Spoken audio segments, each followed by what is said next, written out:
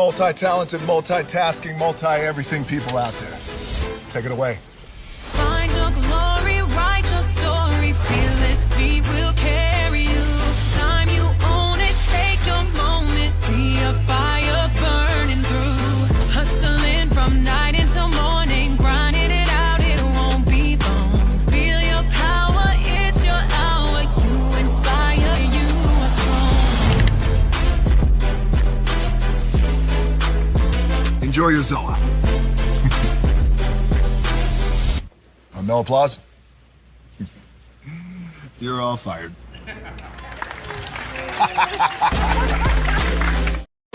Now that you've reached the stage in your life where quality television is important, Nubian TV is a black network that speaks to your lifestyle. Nubian TV is the world's first digital network devoted to the upscale and political lifestyles of black people. Nubian TV's programming includes politics, travel, fashion, food, automotive, arts and culture, civil rights, music, and more. Watch now on Amazon Fire TV, Roku, or watch globally at nubiantv.net. Nubian TV, it's what you want to watch.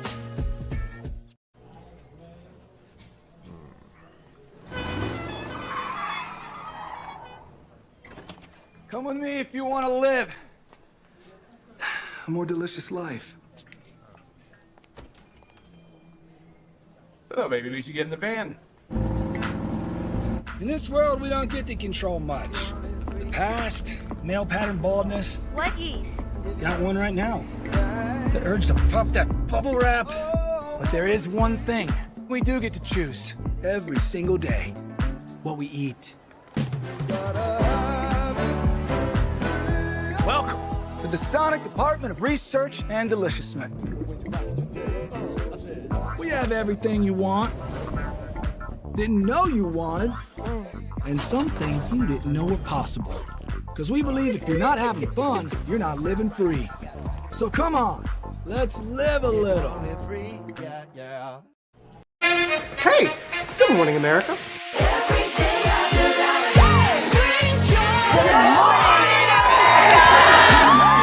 Good morning, America. Good morning, America. Good morning, America. Money! Are you ready? They are ready. Covering the biggest events in the country right now. There's a lot going on here. It's always a good time. That's what the show's about. That's good. Really good. Very good. Coming in hot, Jimmy, coming in hot. It's far from elementary. Oh. Good morning, America. I'm not going to try to strut like Michael or anything. I have known George a long, long time. Have you ever gotten him to dance? Look at that face. You don't just see it, you feel it. I'm in. I'm in. I'm in. I'm in too. I'll be here. I am here and so happy. I'm in. I'm in too. I'm in. That tells you something when Snoop Dogg's in. Michael, George, where? Ginger.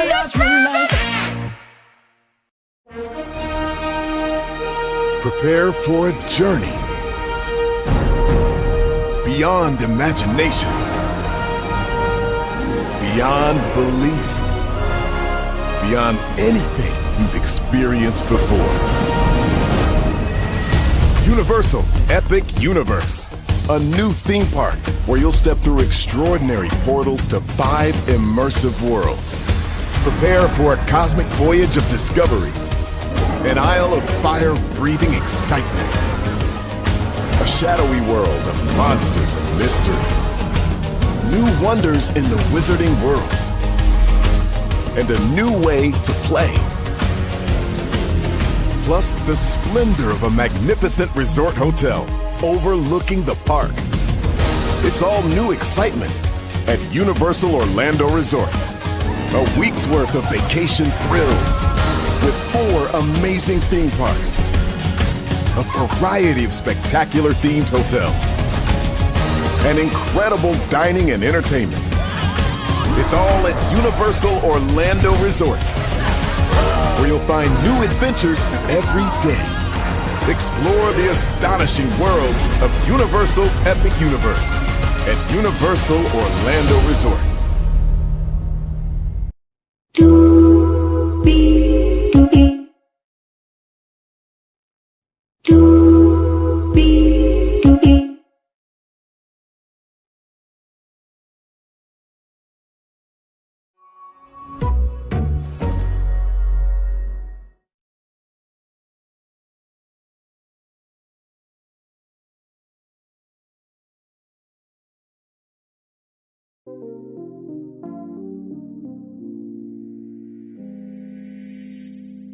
Well, hello to you, and you. Good morning, everybody. Welcome into another edition of Brian Lee's Virtual Tour Live. Glad to have all you here in the building with me. Hello, Vanell Stiller. Good morning to everybody coming in. We have 1, 2, 3, 4, 5, 6, 7 destinations for you this morning. Lord Jesus, Meagan.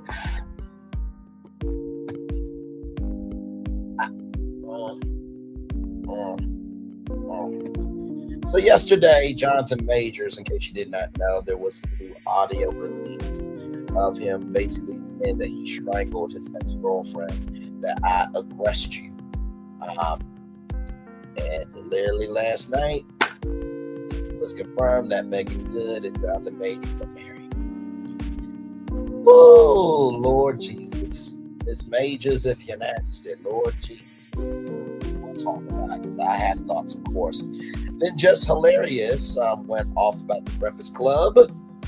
Ooh, and Corey Holcomb, who basically punched a woman in the face, a female comedian rather, in the face.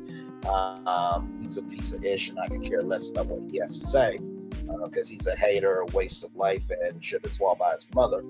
But that's neither here nor there. But listen, we'll get into Just Hilarious as well. P. Diddy and Kanye West had a phone call. Well, P. Diddy revealed something that, well, we kind of all know. Except for him, apparently. We'll talk about that. Ray J and Princess Love got into another argument, but this time it really went too far. We'll get into that with Ray J. Kanye West, bruh, you don't deserve any love, grace, or space, bro. You don't. Especially after what you said. We'll talk about it. Monique made an open letter to Tyler Perry, but it was at the wrong time. And Monique went way too far, rather. And then the federal government, y'all. I told y'all about the Freedom Rides Museum potentially being sold, and that the government does not want our history around. Wait till you hear this one. Lord Jesus, a lot going on. Higher is weighing, low is available, but either way, we are live on tour. Let me take down this iconic intro here. You see the virtual tour background? Yes, you do. You hear that virtual tour music? Yes, you do. And one thing to know, two things for sure, that over here on this channel right here, let me see here. Come on, give it to me. Lord Jesus, I'm trying to feel. Because y'all know what I'm about to say next, right? LOL. On this channel here, a lot happens early. Roll it. It's a new morning for America's family. Sun's coming up, so make it all that it can be. You know a lot happens early. I'm Harry Smith. I'm Julie Chen. I'm Maggie Rodriguez. Morning everywhere. Come on, get up. I'm Russ Mitchell. And I'm Dave Price. And it's a little early for this. Right now, this it's a new morning for America's family. Sun's coming up, so make it all that it can be. You know a lot happens early. Every day's good when you're starting it off right. But I'm waiting for you the daylight. And a lot happens early. Can you feel it? And I say, Good morning, everybody. Are you girls ready for the Jonas Brothers? We have an early show exclusive. Yes. A lot happens early. A lot happens early. The Early Show, weekday mornings on CBS. It's a new morning. Yes, it is Julie Chen Moonves. It is a new morning indeed. And to Russ Mitchell, Dave Price, Harry Smith, and Maggie Rodriguez, you are absolutely right. On this channel right here, a lot happens early. Good morning, everybody. Hopefully all is well for each and every single one of you. Right, let's get to the getting and doing what we do. So we got a lot to talk about this morning. 7 destinations for y'all. By the way, shout out to Melody Cherie. She's got an event today, so blessed to her on that. I saw she's got another event on the 21st of this month, and then of course March 29th, that big TikTok live with the new 2XL sizes. So like I said, because I don't say everything doesn't mean I don't see everything, right? So shout out to Melody Cherie. Just wanted to give her some love this morning as well. All right, y'all. Yes, indeed. Here we go. Let's get to the getting and doing What we do, my Lord Jesus. Megan, really, is this what we're doing? From People Magazine, People.com, Jonathan Majors and Meagan Good are married, source says.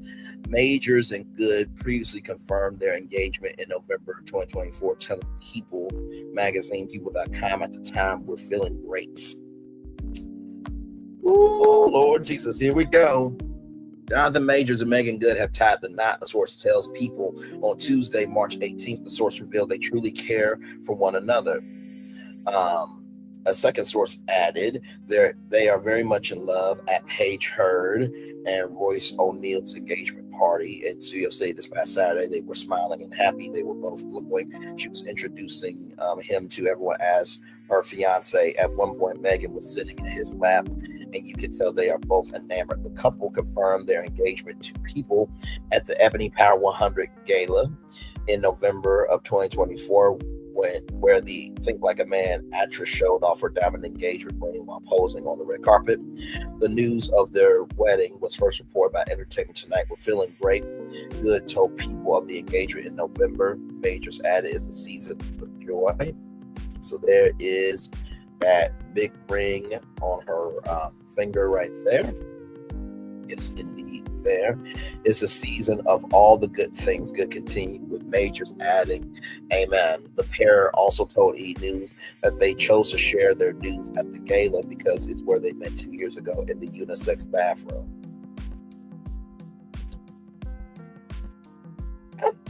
We covered this on Virtual Tour Live. I might have because we do so many tours and we go to so many destinations. Rather, I forgot that they met in a unisex bathroom. But okay. Good previously told People Magazine, People.com, in July of 2024 that she and Majors had instant chemistry when they met. The pair was first linked in May of 2023 after they were spotted watching a movie together at the Alamo Draft House in Los Angeles. Around the same time, the Ant-Man and the Wasp Quantumania star headed to trial on misdemeanor assault and harassment charges. Majors has maintained his innocence. A source told People Magazine, People.com, that at the time, that the Harlem actress grew closer to Majors amid his assault charges. Their friendship turned romantic during that time. She was then photographed accompanying the devotion actor at several of his court appearances. During an interview with People Magazine, People.com, Good opened up about the early days of her relationship with Majors as his legal vow, and then that he actually tried to encourage me not to be with him. He wanted to protect me, she explained. I was like, my love, first of all, you're dealing with a Black Leo, and also I grew up in this industry. The things that I've been through gave me the bandwidth to love other people regardless. The trial ended in December of 2023 when Majors was found guilty of 2 counts of misdemeanor assault and harassment. In April, he was sentenced to complete 1 year of an in-person battery intervention program in Los Angeles. Good was previously married to Pastor Devon Franklin, whom she finalized her divorce in June of 2022. Ooh, Lord and Lord. Child, listen, holy. So after the trial, after that audio recording of saying that I will commit suicide, right? And after the audio of that, he aggressed her and strangled her, right? After your family and friends have told you that this is not good, you still went on and married him. Like I said in the thumbnail, Megan, this is not good, right? And that's how I truly feel. Like at some point in time, sure, it's happy-go-lucky, sunshine and rainbows, zippity-doo-dah, zippity-day, my oh my, what a wonderful day energy right now. But who's to say, right, that if y'all get into an argument that he won't have that type of behavior? Just because you're his wife and he's your husband doesn't mean that he's not going to blow a gasket with you. So, my Lord Jesus. So let's see some of the comments here. Michelle L says, how long do you give them? I say a year. Congrats. Hopefully he's changed. I wish them well. Congratulations. Why is she acting like she got surprised? We all know who your man is. Jealous and still single. As a response, wow. Really? Is that what? So wait a minute, because somebody has an opinion, they are jealous and single. My Lord Jesus, when you put us in the group chat, everyone has the right to opinion. So to YNC2I4, you probably got big mad because somebody else has a difference of opinion than you, and you probably put 20 on 10 in your actual life, and people have terminated you in real life if you try and you've tried to come back in many forms, but nobody wants you around. But I mean, really, like BKH's opinion is a lot of people's opinion. We all saw the trial, right? We all heard the audio recordings, and BKH has every right to their opinion. I'm so happy for the both of them. May God bless their union. Who cares? Not important news. This news snatched the top headline of the astronauts coming home after 9 months. Wow. How did they snatch this? How did this snatch the top headline? Serious question. Because mostly People Magazine is an entertainment magazine. They cover murder a lot. OMG, isn't that the truth? Congratulations. The time is precarious, considering the new audio of him admitting to actually assaulting Joking Grace just dropped yesterday. That part. Crazy how this audio wasn't released or used in the trial. May be newly obtained evidence as a response. Good for them. They are a beautiful couple. She seems desperate to be married. She always seems happier than he is about the relationship. 6 likes there. How does she seem desperate? To me, it comes off as she was miserable in her previous marriage and seems to be with someone who she actually likes and loves this time and will understand her lifestyle and industry. Totally agree. I will agree with that. I will definitely agree with that. I mean, Divine Frank, for those of you who don't know, he was a pastor, and there was some conflict with the church, which honestly, to tell you the truth, I don't get why the church was so upset with Meagan Good being married to Divine Franklin.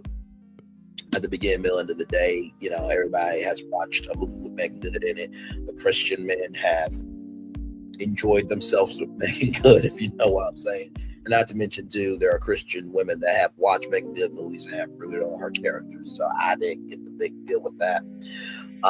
Totally agree. It's crazy how people will judge other people's relationships when they can't handle their own. I wish them a happy and successful marriage. They probably won't last. You are correct, but I hope they defy the odds. Love doesn't follow rules, but I think I gave Miss Good too much credit. In about a year, when the spell wears off, I think we'll be hearing a different tune. Enjoy the match while it lasts, girl. I agree. It's kind of apparent that she's under a spell. Just look into her eyes, you'll see the desperation she has for a fairy tale.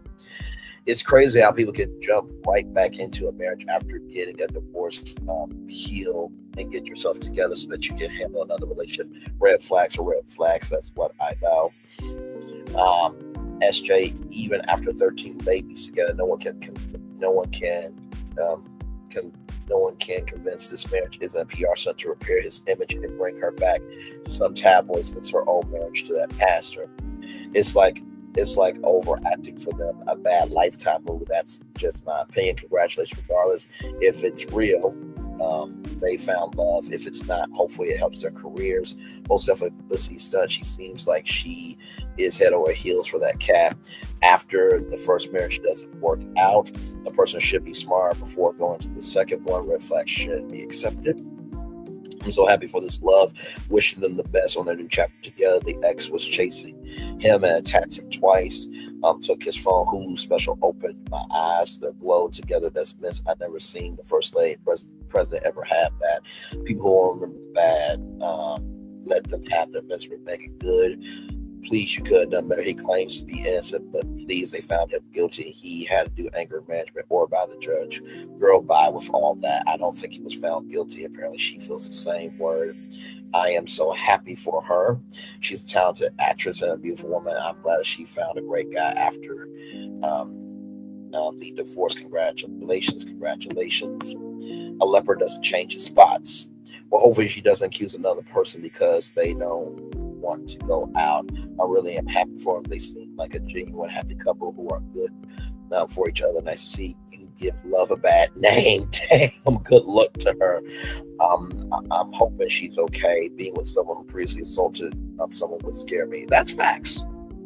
That's facts. Me too. She's much braver than I am. The woman he was with was assaulting him, and he was defending himself. He's with someone now. That's not about that drama.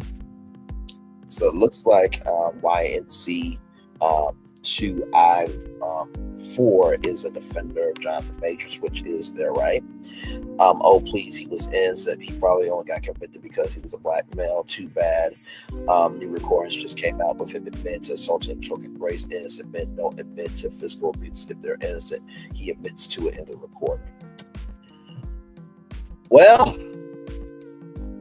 Meagan, congratulations, child. We'll see how long it lasts. Moving on. More Brainley's virtual tour live coming up right from the space right here, right now. So Just Hilarious slams the Breakfast Club and says, I don't know how Angela Yee did for 13 years. So the Breakfast Club, by the way, this comes to us from thatgrapejuice.net. The Breakfast Club is renowned for dishing on hot topics, yet the show itself has become one after host Jess Hilarious popped all the way off as she's seemingly taking aim at her fellow co-anchors or co-hosts, Charlamagne the Guy, DJ Envy. The comedian was thrust into the spotlight yesterday, March 18th, after fellow comic and longtime rival Corey Holcomb blasted her by calling her inferior to New Edition Rosa. A renowned journalist, the latter has been earning rave reviews from everyone for her self-performance as a rotating host on the popular Power 105 morning show, which is also nationally syndicated through iHeartMedia. It was clear Holcomb was pouring fuel on the fire of the discourse that had been raging online. For there have been constant comparisons between delays and specific calls from many listeners for La Rosa to be on board at full time, be that as a formal addition to the lineup or as an outright replacement for Jess, who officially replaced the par original host Angela Yee last year. Now, Jess has broken her silence as she's spraying her take unbridled. Full story below. Take it to Instagram. She did not hold back. She vented now. Before I play the clips, I want to play Corey's clip because we are about context, connection, and context, conjecture, and connection. That's what we are about over here. So I want to play Corey's clip just to give context. Now, Corey Holcomb clearly hates women. Talked about his daughter like a dog and punched a female comedian in the face. So he's a piece of shit bastard that should have been swallowed by his fucking mother. So that being said, here we go. Well, this is what happened at the Breakfast Club. She took that job. She got that job because I think she had a social media presence. I can't imagine why else. Yeah, that's why. Yeah. She got that job. And I always said she wasn't talented.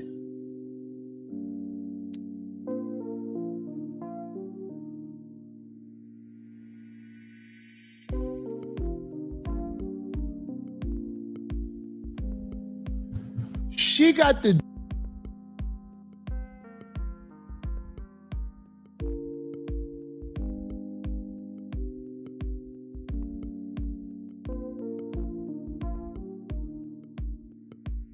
job and got knocked up shortly afterward.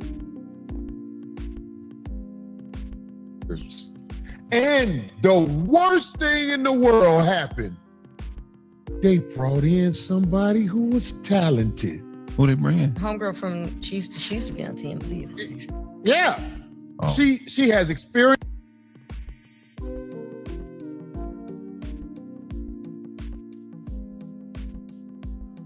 With doing that, when she talks, her voice, I don't know her name. Yeah. The girl who is Lauren, that girl know what she doing. She knows how to fit in with Charlamagne and the other guy, DJ Envy. It's like it's seamless when she there. Right. It's the talent. The talent shows out, and then less hilarious ain't even reading right. I'm like, and now she had a job where all she had to do was deliver the news. She had a segment on The Breakfast Club. The other girl who has experience and talent at this job took her segment. Right. Not because she tried to, it's just you saw somebody who's talented. And then you see, read that, less hilarious. And she stood in for her when she took off maternity leave. When she stood in for, less hilarious, you should have had your baby on camera at The Breakfast Club. He's so stupid. Because they brought in somebody who is talented. And you could say I'm dissing, because that's what you're going to do. You're going to act like I'm hating. I'm not hating. You don't got the it. Your segment could have been good if you knew how to deliver it, right? But now they got somebody doing your segment better than you, and it's just flawless. It's effortless. And the girl tried to be your friend, and everybody could see you ain't trying to be her friend. So I want to say to old girl Lauren, I hope that you get the job, and I hope Less Hilarious has to open up a OnlyFans with that bionic ass body that she bought through robbing the people, perpetrating talent. Cause I want to see you doing bad, cause I ain't gonna even lie, Les. So that's the clip, right? And this is the thing with Corey Holcomb that I don't get, bro. For you being a so-called comedian, where's your comedy specials? Because I ain't seen not one.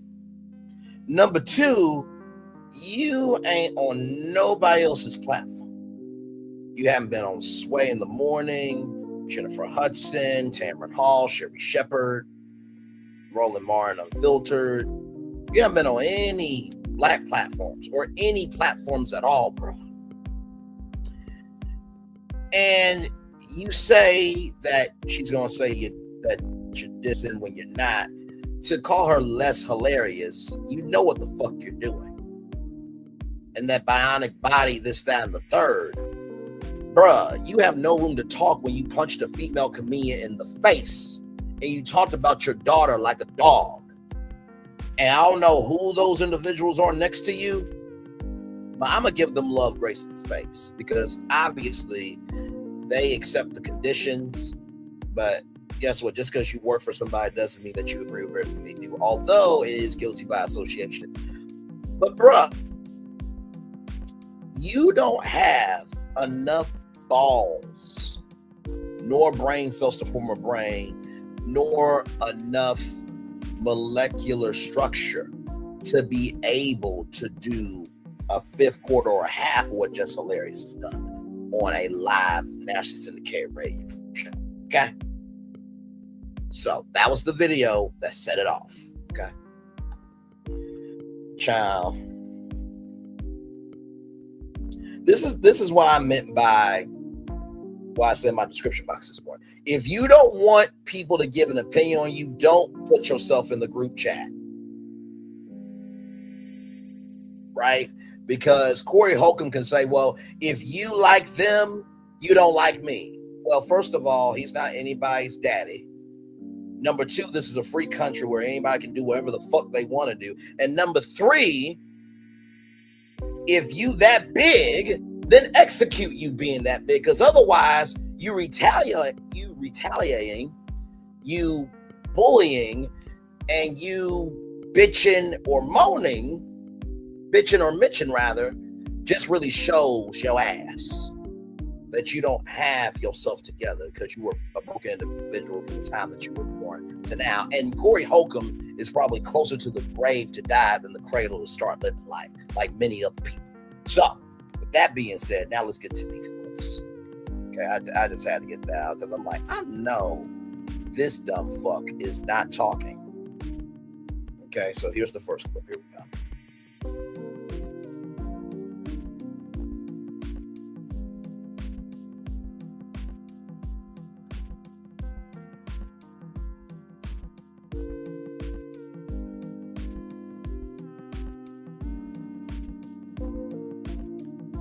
played immediately.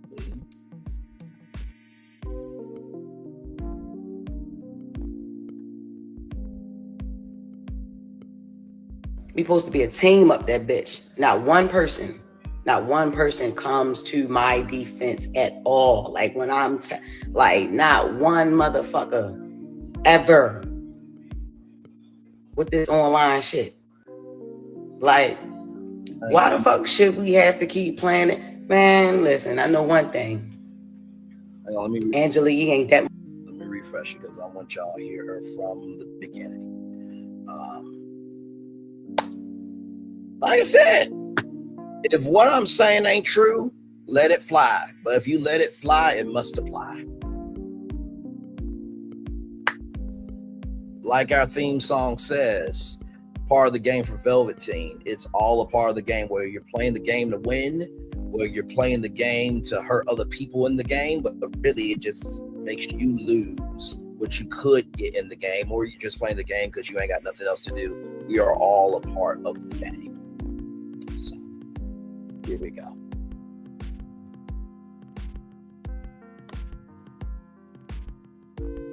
You're supposed to be a team up that bitch. Not one person comes to my defense at all. Like when I'm like not one motherfucker ever with this online shit. Like, why the fuck should we have to keep playing it? Man, listen, I know one thing. Angela, you ain't that motherfucking crazy. Not as crazy as niggas try to make out to be. Nah, it's the reason that lady wanted to leave that show. I don't know how she did that shit for 13 years, my nigga. I'm telling you, I don't give a fuck. Y'all already know what's up with me. I feel played with, I'ma play with niggas. Like, that's just like, come on. I've been quiet a lot. If Jess Hilarious is quiet, it's a motherfucking reason. I always got my motherfucking mouth open. All the time. How about y'all clear some of this shit up for y'all teammate? This shit is ran like a high school. Yeah. It's ran like a high school. It is. Fair East Side High.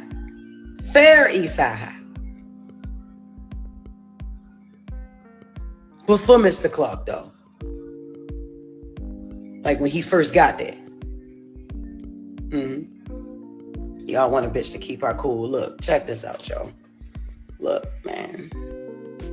I get up every fucking day. Every day. And they always talk about, you ain't at work. Yeah, bitch, I started picking up more shows. Hell no. That's how I'm getting. Hell no. I have more fun outside the fucking studio than I have in there now. Is you crazy? So that was the first clip there. She started doing the news. I'm like, all right, look, that's our segment. Take me off that shit. This is y'all give her that shit. Take me off that shit. She did. This is her segment. Now, this is no longer Jess with the mess. You know, got dark fats as a mother. Okay, I said, take me off that shit. This is not. It's no longer my segment. I said it. Take me off of that. Give it to her. Give it to Charlamagne. Said, nah, I don't want it to be her segment. It damn near sure is already. Like it's her segment. She's reading it and she's doing it to the best of her ability. Shorty is like that. Yeah. That's why I picked her to fill in for me for maternity leave. That's why I picked her. Y'all need to understand something. I'm never hating on Shorty. I already told her. I tell her every day. I tell her she's pretty every day. I tell her every day. I big up this woman every day. Every day. I don't have no reason to fucking hate on that girl. I don't. No, I didn't like her when I came back because I'm like, all right, what's going on? What's going on? She knew it. We had a conversation.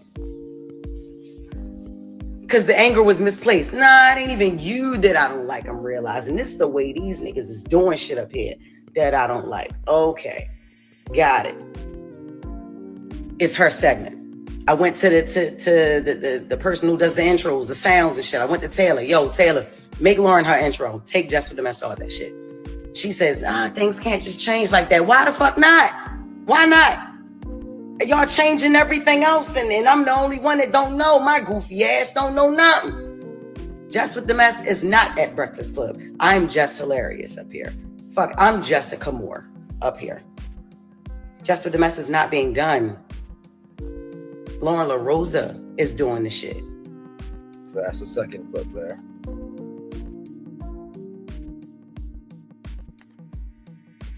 This is a fucking contract.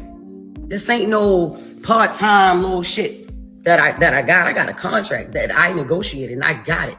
So I'm like, all right, cool. I'm on air. She overtalks. She's overtalking me. Lauren knows she does this shit. Whatever. I've told her about this shit many a times. You know, she overtalks me. I'm like, yo, shut up. All right? Or hush, be quiet. Yeah, that clip that y'all saw. Yes, shut up. Be quiet. Yeah, I've said that. And I've meant that. You know what I mean? That's the only way to get her to hush. So I'm like, all right, cool. One day, I told her, because I went in the comments, I'm like, all right, people don't like that. All right, whatever. You know, I'm not her mother. She's another grown woman. I have to respect this lady. But she's not going to keep talking over me, yo. I'm already confused on why the fuck she's still here. You know what I mean? Like on air, not in the building, on air, right? So I'm like, all right. I told her, be quiet the next day. Charlamagne texts me and he says, yo, don't tell her be quiet. You tell her shut up. Play into that narrative of y'all beefing, y'all not liking each other. Why the fuck would we do that? But I'm like, you know what? All right, cool. She cool with it, I'm cool with it, because I'm not a be quiet type of bitch anyway. I am a shut up type of bitch. Ask my kids, right? Even the 7-month-old, ask her. So then I asked again, I'm like, all right, so she's going to be the fourth host. That's what it is. Whenever we do find that, you know what I'm saying? It's just a bunch of beating around the bush, y'all.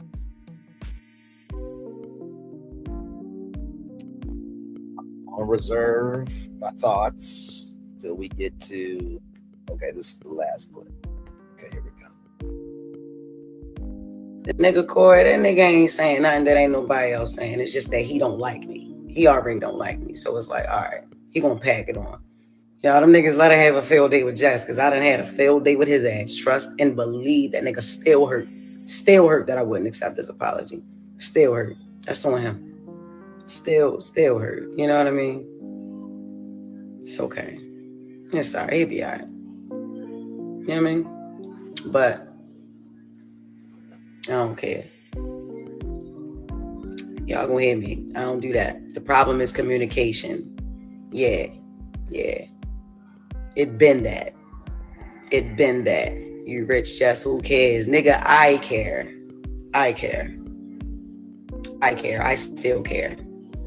Because it's still about policy and protocol and it's principles to this shit. Nigga, like, nah.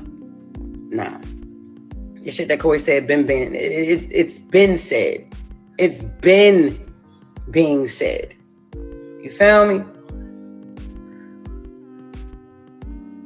You know what I mean? Like, nah, I'm not doing that shit. So, like, I'm not gonna be quiet and shit. Nah, I'll be at work tomorrow. And if a bitch badge don't work,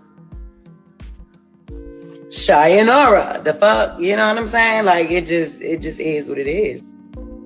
So, what I got from that was, and I remember when Just Hilarious went on maternity leave, right? And, you know, this is kind of reminding me of rest in peace to Tracy Braxton. Tracy Braxton should still be here. When the Braxtons, you know, were a musical singing group, Tracy had to decide whether to be a mother or be a part of a group, because back in the 90s, you couldn't do what women do now, which was fucking disrespectful to tell a grown-ass woman that she couldn't be, because she wanted to be a mother, she couldn't pursue her dream at the same time.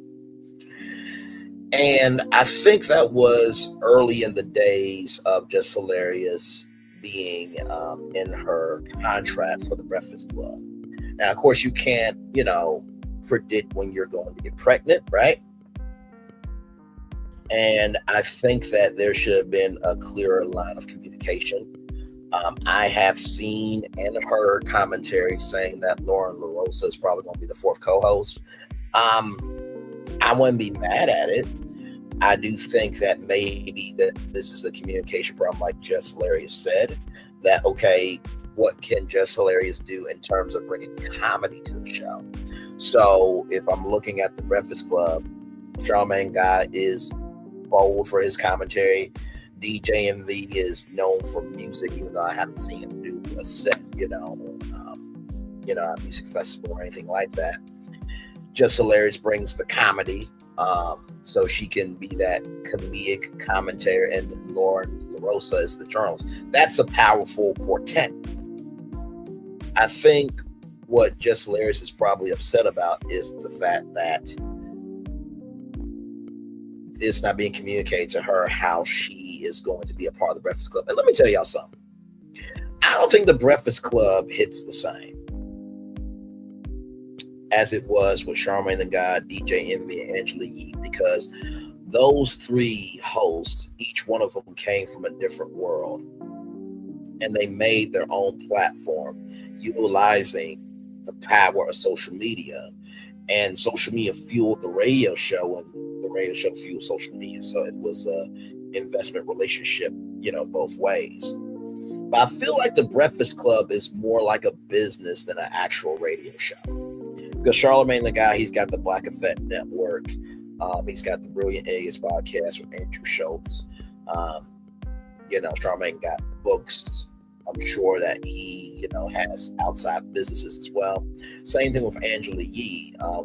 She is partners with the Jasmine brand, and buying properties. And also Angela Yee has a coffee shop, and, Angela Yee is trying to, build herself out of a brand as well, and do an excellent job at. DJ Envy, I know him and his wife had a book that came out where DJ Envy's wife talked about how DJ Envy wasn't satisfying her of this, that, and the third. I know that he tried to do Coachella, but he got sued for it. And then, of course, that Cesar Pena, real estate scandal that happened. So I don't know really DJ Envy's brand, but it seems like this show is just a vehicle to promote their brand, and they're not actually about the show anymore, because the show has evolved from being the source for them to have a career to being a source. It's just a supplement for their empires to rise. So I wanted to bring in this clip here from comedyhype.com. So here we go. I bet. But you've always been like that. See me? Yeah. Before you hear me. All done. Thank you. You're welcome. Not so fast. I love you. Reporting live from Hyper Clubhouse in Atlanta for Hype Plus News, I'm Jan Abba. The Breakfast Club appears to be having internal troubles again, as host Jess Hilarious has now opened up about some of her newest frustrations regarding the morning show and her fellow co-workers. If you can recall, after Angela Yee, who first started the Breakfast Club with DJ Envy and Charlamagne the God, would exit, Power 105.1 would begin a nationwide search for her replacement. Now, in February of 2024, after a long process, Jess Hilarious would become the newest voice at the time to take Yee's spot. And even then, Jess's arrival would show some of the early clashing with Envy and Charlamagne the God, when she would call them out on Instagram over comments they were making regarding singer SZA and Mary J. Blige. Now, regardless of her criticism at the time, it was shortly announced that Jess was officially the show's newest member, and the three would begin hitting the airwaves. This is giving me stunned, if you ask me. Now, with it being just a little over a year after joining the show, Jess is revealing her own frustrations with her cast. In particular, she would address rumors of being replaced by newest host Lauren LaRosa, who was expected to only serve as a fill-in host for Jess after Jess would take a maternity leave soon after joining the show last year. Now, according to Jess, during Instagram Live on Tuesday night, she would admit having issues with LaRosa at first, but soon realized that her frustrations should be redirected to her Breakfast Club team and fellow co-host. Shorty is like that. Yeah. That's why I picked her to fill in for me for maternity leave. this woman every day. Every day. I don't have no reason to fucking hate on that girl. I don't. No, I didn't like her when I came back because I'm like, all right, what's going on? What's going on? She knew it. We had a conversation. Because the anger was misplaced. Nah, it ain't even you that I don't like. I'm realizing this is the way these niggas is doing shit up here that I don't like. Okay, got it. And y'all changing everything else, and I'm the only one that don't know. My goofy ass don't know nothing. I'm just coming to work every day, just zippity-doo-dah-day. You know what I'm saying? Like, nah, take my name out that shit. Jess with the Mess is not at Breakfast Club. I'm Jess Hilarious up here. Fuck, I'm Jessica Moore up here. Jess with the Mess is not being done. Lauren LaRosa is doing the shit. So that need to be her segment. I fought for that segment. What are we talking about? What are we talking about? While her fans and her people and the Breakfast Club people and the people in the comments, man, I'm not ready to sit up here and act like I don't see that shit. Are y'all crazy? One thing I ain't never try to do is act unbothered unless shit never bothered me. Man, what? You try coming back to work. You try to come back to work. And the motherfucker is right there at your desk. And ain't nobody telling you shit, mind you. Nobody telling you nothing, mind you. Before you know it, everybody thinking you're the villain. Like, I'm the villain. Because I didn't know shit. I'm sick of that. I'm very, very sick of that. I'm not fighting over no mic space. I'm not fighting over no mic. That's why I went from shut up and hush to not saying nothing. No. I'm not going to compete where I already won this competition. I didn't know it was supposed to be 4. If this was presented to me, prior to higher, then I wouldn't have been so shocked. Like, oh shit, all right, cool. So when we bringing in the 4th person, shit, that's what's up, cool. In this industry, what I'm doing ain't no right time to have a baby. So you have them when you have them. I don't regret when I got pregnant. I don't. I got pregnant. Fucking purpose. That's what I wanted, a baby, and that's what I got. How about y'all clear some of this shit up for y'all teammate? This shit is ran like a high school.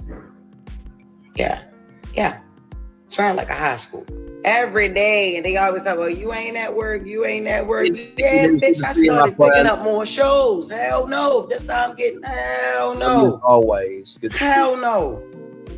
I have more fun outside the fucking studio than I have in there now. Is you crazy? Now, at one point during her venting session to fans, Jess would even reference Angela Yee's exit, alluding that Yee must have had some real reasons on why she would leave the show. We supposed to be a team up that bitch. Not one person comes to my defense at all. Like when I'm not one motherfucker ever with this online shit. Angela Yee ain't that motherfucking crazy. Not as crazy as niggas try to make out to be. Nah, it's the reason that lady wanted to leave that show. I don't know how she did that shit for 13 years, my nigga. I'm telling you. I don't give a f***. Y'all already know what's up with me. I feel played with. I'ma play with niggas. Like, that's just like, come on. I've been quiet a lot. Now, back in December of 2022, when Yee would have her last comments on the show, there were rumblings about why she was exiting and rumors of tension existing between her, Charlamagne the God, and DJ Envy would take front and center. During separate interviews with Vlad TV, both Charlamagne the God and DJ Envy would blame Yee's exit on their former co-host wanting her own show.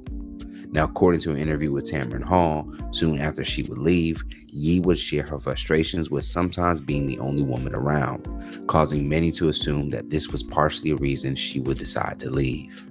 As far as when Jess would come in as a replacement, things appeared to be a decent start, but as expected, some listeners would criticize her and question the value she would bring to the show.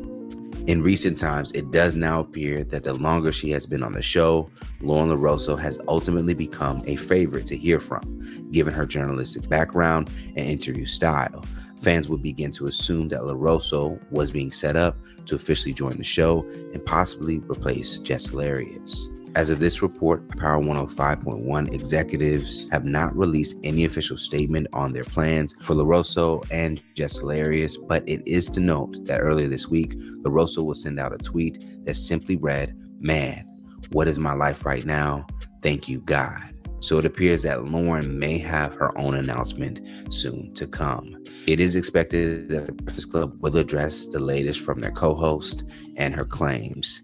Let's talk about it more in the comments below. Do you agree with Jess's frustration for what appears to be a lack of communication regarding her future on the show? And do you think this is more of a business decision versus a personal matter if LaRosso does in fact replace Jess Hilarious? And for more news in comedy, culture, and sports, be sure to subscribe here to our YouTube channel and follow Hype Plus across all social media. Plus, if you enjoyed this story, you can always send us a super thanks by hitting the button below, and you can tip us what you want to show your support. And don't forget, head over to hypersclub.com to catch full interviews and more original content. Reporting live from Hyper Clubhouse in Atlanta for Hype Plus News, I'm Janab. Thank you, brother. Stop. By the way, comedyhype.com is a great platform.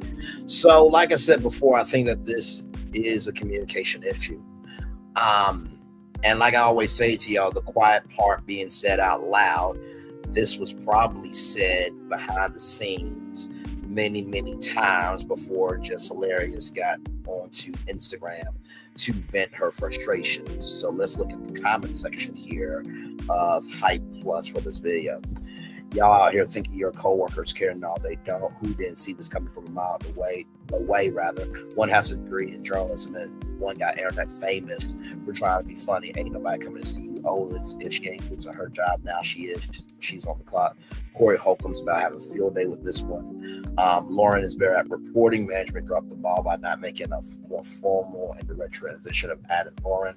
Never go public about your job unless you have a winning lawsuit. I love Jess, but this isn't the way. She was mad the whole time. She didn't want Lauren there, but the people did. It's obvious that she didn't care about there being. It's obvious that she didn't care to be there anymore. Had lost interest. She barely showed up to work anyway, and Lauren's a much better fit than her anyway. I saw this coming months ago. I wouldn't be mad if Jess left and Lauren takes her chair full time. Lauren puts in the effort on the segments. Don't you have a contract? Work your contract. That's it. This is where professionalism gets you. Surprised anyone that spot was taken since that maternity leave. It was obvious when she returned and Lauren, her temporary replacement, was still there. Jess was rightly justified in her frustration, but her going social media isn't the way to go. It only is making things worse. I was also wondering why Lauren was still on the show after Jess returned from maternity leave. Lauren is a professional and is a journalist. Love Lauren. If it's ran like a high school, why do you want to be a part of it? She mentioned Shaq. She mentioned what she'd seen at Shaq House for no reason on the radio. When she did that, I knew her days was numbered. LOL. Jess, did you express your concern with the team before taking it public? Well, Lauren's way better than her. Way more education she does, her research and professionalism. This decision does not mean you have to communicate your intentions to all parties involved. He complained about not enough women around now. Just complained about too many women. SMH. If we're being serious, the Breakfast Club is just Charlotte. I love Jess, but that's a job. You have to show up. But where baby girl got pregnant soon after she got the job, which is your choice. But come on, the Breakfast Club been around for years, and they're not about to move around your schedule. That is true. So as you can see here, varying opinions here on this, and so. Of course, I got the intel for you all this morning. So here we go with this here. Here's the audio. So I'm going to play the audio and then the visual also came out from the Shade Room. So here we go. What part? Really? What you mean we don't have your back? I have more. Break that down. Explain how we don't have your back. Okay. All right. So the narrative, like I said, with the online ish, that's what I said. Y'all ain't nobody trying to clear up no narrative about nothing. Ever since I came back, it was weird. Yes, it was weird. Yeah, I at first, no, I did not. I wasn't too fond of Lauren. Nah, I wasn't too fond of her when I came back because we had a whole plan, even how when I came back, how I pick her to fill in for me, right? I come back, she ain't never leave. Then, all right, cool that she don't leave, but she's on only during my segment. If she was meant to be a fourth host, move her in another way. Why she got to be moved in on? Because nobody had a problem with Jess with the mess until she started reading right. You know what I mean? Till she started reporting. I wasn't hired as a reporter. I was hired as Jess with the mess. So she started reading and delivering details and all that stuff. Yes. Then that's when Jess with the mess wasn't good enough no more. That's how it was presented. So I'm like, all right, cool. Who said that? Because the internet said what that? Are we talking about? No.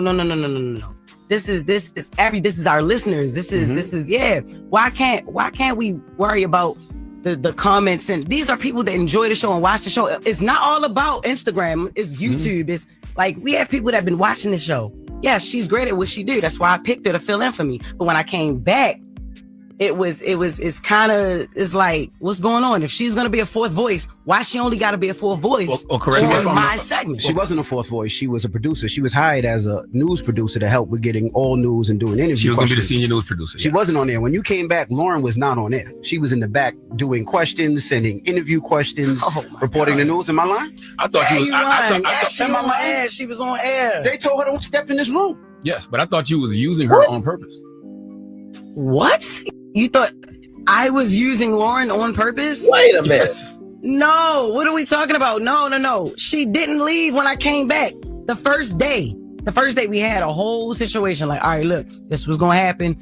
And when it's time for us to roll, it changed. No, the first question was about, the only person who asked me about my baby maternity leave was Envy. All right, I walked in. She addressed the hate in the comments. That was the first thing she addressed when I came back. I'm like, what the hell would I want to talk about? Y'all talk off air though, right? So yeah. We started talking off air. But I'm saying even prior to you even coming back. So then I felt uncomfortable that first day. So I'm like, all right, look. They was like, all right. Well, we'll just take her off air. She was back the next week. All right, cool. Because there was a voice. Y'all wanted her on air. There was a voice. They wanted her there. They wanted her here. There's a place for Lauren in the show. All right, cool. But if you, there's a place for her on the show, you wanted her let's here do too, it though. Another way. Yeah. Because you said you wanted to change the segment from Jess with the Mess to the Lauren. That was eventually, okay. even when it came down to it still being called Jess with the Mess, and then I'm introducing her to introduce stories. That was pointless and it was stupid. It's no Jess with the Mess. Just make it Brown Girl Grinding or Lauren with the latest or Lauren's Legal Corner. I'm giving ideas. I'm like, yo.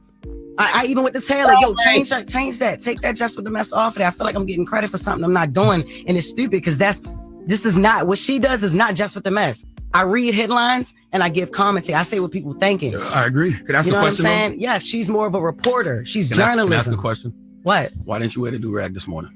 Because why you joke so much, man? What you mean? It's not a do-rag. It's a silk scarf, nigga. But it's not. It's not a joke. You gonna bring it to the radio? It's not a joke, but it's not a joke. It's a serious issue about it. It is a serious issue. Okay, let me just sit back and watch this because I'm not Joe Clark. It's not. I am actually. Give me my baseball bat. No, it's now Envy. That's what I'm saying. No, nobody has even tried to clean up the narrative that I'm a villain. Man, you're not a villain. Who said you a villain? Yo, stop acting like you don't live in them comments too, Charlotte. Stop acting like you don't understand. What do I always tell you? I say stop listening to the internet. Stop listening to the comments. Stop listening to the folks on YouTube. Don't let them trick you out your position. What you did last night is what they want you to do, and you can't let the internet win. No, but look, it's not even about what they want me to do. I did last night what I wanted to do, what I felt like I should have been did. I've been asking questions. The internet loves mess. And one of the easiest ways to create mess is to pit people against each other, especially two women. And I don't dwell in that. And y'all know that. Yeah, but see, this is the thing. You let the internet dictate what's going on. We've had conversations, and this is the thing. This is why I thought it was corny, and it's just me personally. I thought it was corny because we have conversations up here. We just have a meeting. If you had an issue, a problem, a situation, or something that you felt, why you ain't bring it to the team? When you came back, Jess, I pulled you to the side. I said, Jess, if you feel uncomfortable, if you don't want Lauren in the room, this is your show.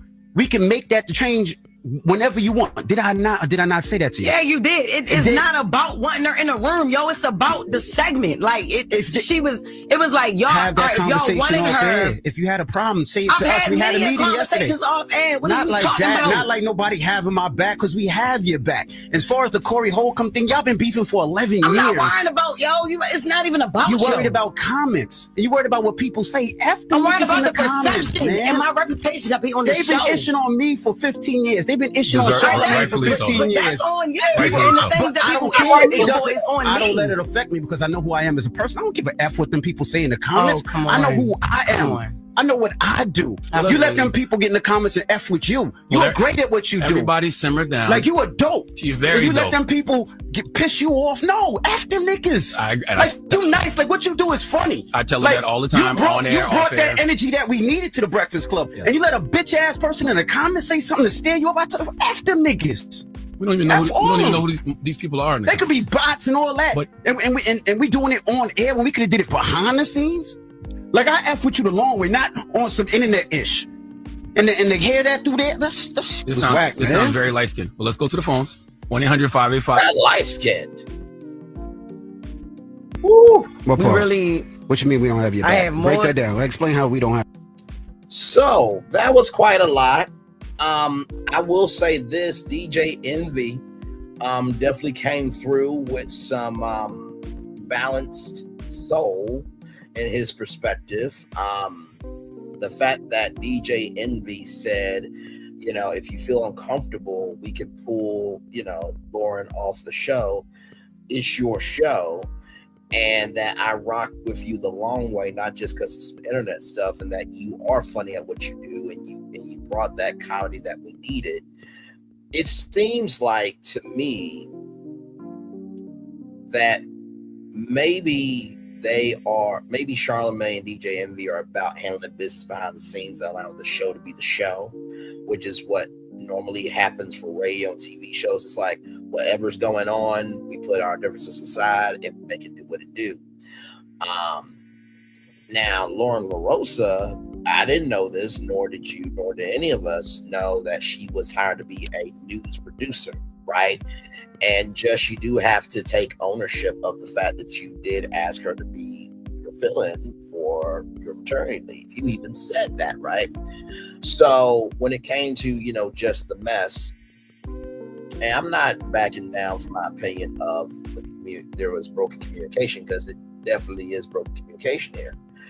In the same token, that's up to you to take control of it. Like, okay, if, you know, Lauren is going to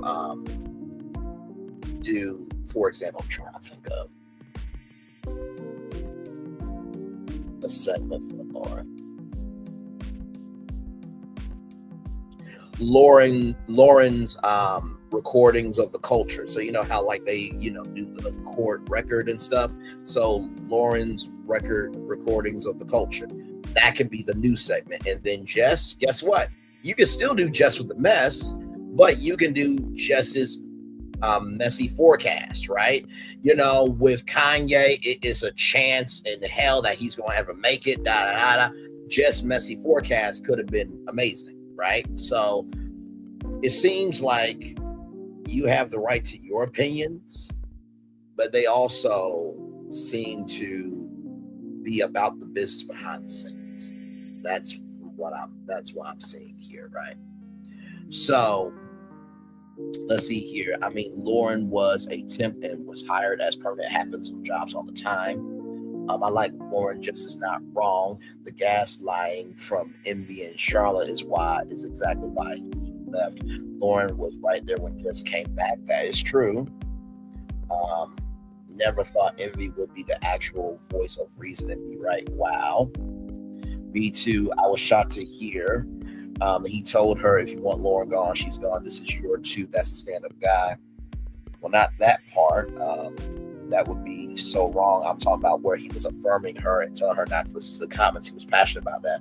No one needs to fire or down someone, Lauren, just to uplift, just to support, uplift Jess. That's not the solution. And I will agree with that.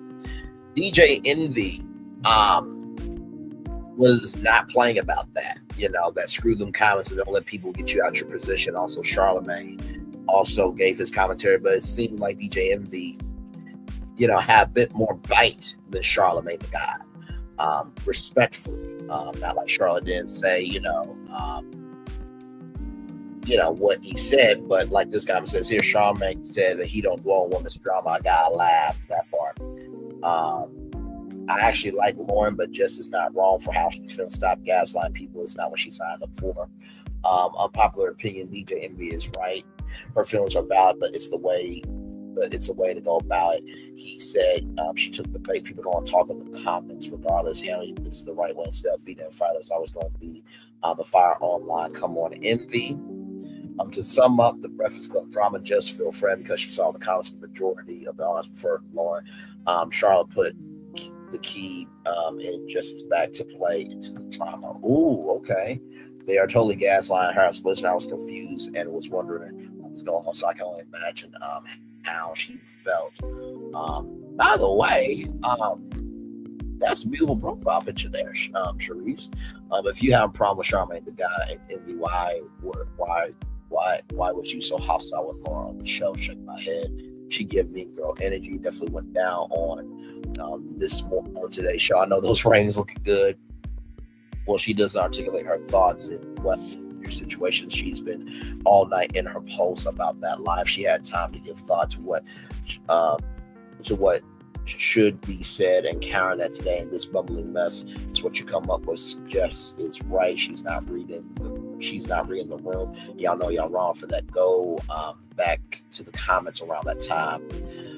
This one here, there's room for both, but don't be shady about it. I believe the way the producers and staff went about it was shady, and as she asked if they were going to add her to the show, and they said no several times. I mean, who wouldn't feel some type of way? Meanwhile, the white people in the back rubbing their palms together. This conversation should have been offline. It was obvious that she wasn't feeling Lauren when she came back. She couldn't fake it at all. Right here, from a humanity standpoint, it's hard when people publicly say someone is better in your job and you're feeling replaced. As much as people say just ignore it. That's a hard thing to do for anyone than to have a coworker say nothing, seemingly enjoying the controversy. The high road sounds like easy advice until it's time for you to do it. That part, they getting fines this morning because of envy. Yeah, you can't cuss on terrestrial radio. So you've already had to pay $1.5 million because he cussed on live radio. She let the internet trick her out her spot. I wish she could articulate what she's trying to say. She should have a whole presentation. Like, I'm glad you asked that. Because girl, what? And then right here, Angela Yee right there in the comment section there. So that was that there. So that was the audio of it. So as you can see, 50-50 there, which it's better that it's 50-50 than just one or the other, right? One side or the other. So here is the visual. Here's the visual of that conversation. Here we go. Sorry, y'all.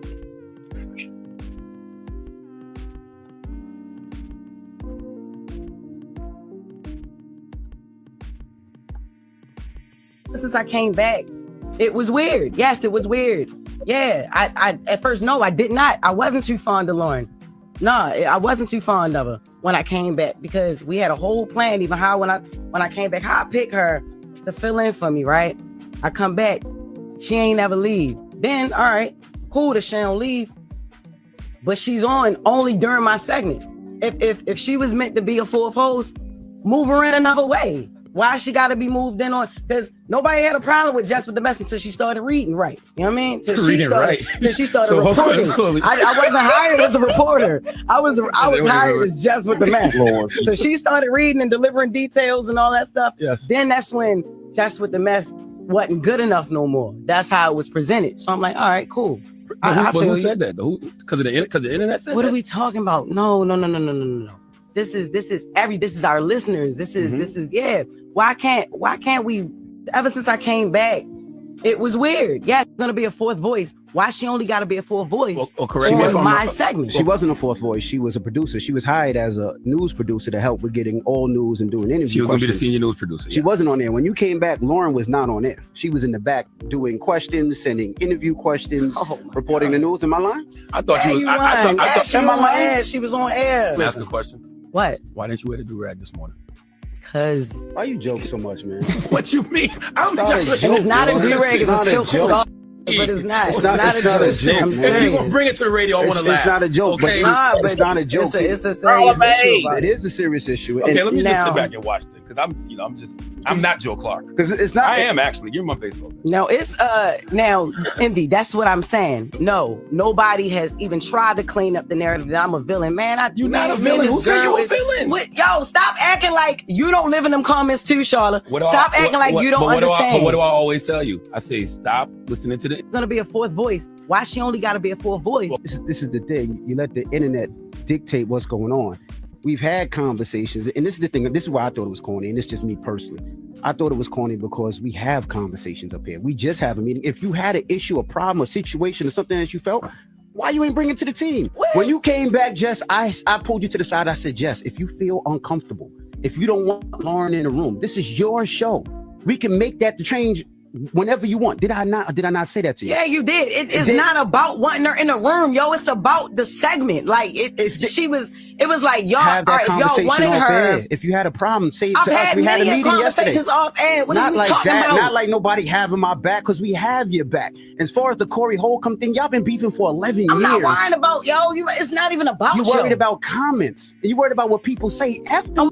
The perception and my reputation that be on this show. They've been ishing on me for 15 years. They've been ishing on Charlamagne for 15 but years. That's on you. And the things that people ish on me for is on me. This is the thing. You let the internet. She started doing the news. I'm like, all right, look, that's supposed to be a team up there. So not one person. That's our second comments right here. Let's look at the Shade Room comments here. As a former radio talent, CC on air right here. As a former radio talent, I feel bad for Lauren LaRosa. She clearly did what you're supposed to do every time you crack the mic, even if you feel like show your job, and listeners why you are a star, make them love you. Clearly Lauren did her job, and she has been working towards being a talent and in the top market. You take any opportunity that comes your way to align yourself for a bigger one. I've dealt with this BS from non-radio pros for years, and it's exhausting. Radio business is messy enough to have to deal with coworkers like this who think you are trying to take something, who think that you try to take something from you all the time. Is too much. And that is true. Usually radio, like TV, is a launching pad for bigger things. So I will definitely agree with CC on air. Very articulate point there, as you can see here. We see Target 100 on facts rather. CC, nothing you said was wrong. And if they asked Lauren to stay, she said operating her own self-interest. Honestly, I don't think Jess is asking to hold Lauren accountable, but the radio station for how they handle it. If you feel that radio stations are messy, then what they are doing to Jess is messy. What this got to do with Lauren's talent? That's why I just put her there. That's a very articulate point as well. I totally agree. Radio is messy. They're always trying to pin a few women with positions against each other. Like Lauren said, the energy and Jess rant is weird in this place. Just needs to address her concerns with the bosses. Lauren's just doing her job as a producer of a show. You have to be ready to jump in when a mic is open. I appreciate that there was healthy disagreement with Joy, Brianna, and CC on air. Just feelings are valid. However, we do like both Lauren and Jess. Let's find a way to fix this. Change ain't never been easy or comfortable, but it's necessary for progress. I actually understand what Jess is saying, and nobody can tell her what to feel. However, who's ever making the decision, calling the shots, owes them the courtesy of transparency and communication and personal and group set. All four of these folks can work. They all different and offer a perspective for if you enjoying this is conflict resolution, the goal is resolution, and I believe it's coming. I'm speaking that to existence too. Nobody should have to lose their job. When jobs start playing with you, start looking for a new job or show. I don't even believe this is real. Jess is a great actress. This is actually one of the best things that could have happened to this show as far as ratings. Ain't got no postpartum. Why is Lauren still here? Nobody telling her what's going on. Communication is key. This is why maternity leave is tricky. The audience fell in love with someone else. Heels. Envy definitely has a point. She did let the comments get the best of her. That is true. She is right. Make space for both. This is just another way that they pit black women against each other. They should have given her another segment and not even made the waters muddy. But who knows? People like this kind. of controversy. I've worked in the entertainment industry a long time. This may be a part of their Breakfast Club PR. Blessings to both of the men, Charmaine and Envious. Oh, not DJ Envy, but Envious are definitely let's see what happens kind of people, especially he's not going to lobby for her. He's going to say, let's see what happens for the best interest of the show itself. It's rather unfortunate that she had to go on maternity leave. The proper way to do this would be to give the girl a segment, maybe similar with a different name, but nowhere in the arena with Jess and School, because they're automatically going to be compared to each other, not handle black women with care. For sure. Two things can be true at once. Yes. Yeah, it's weird how they're moving with Jess. Jess needs to know in the comments. I'm glad she's standing up for herself. You will get swallowed. Yes, indeed. Jess never let a freshman take your spot. They're playing in her face when Jess came back.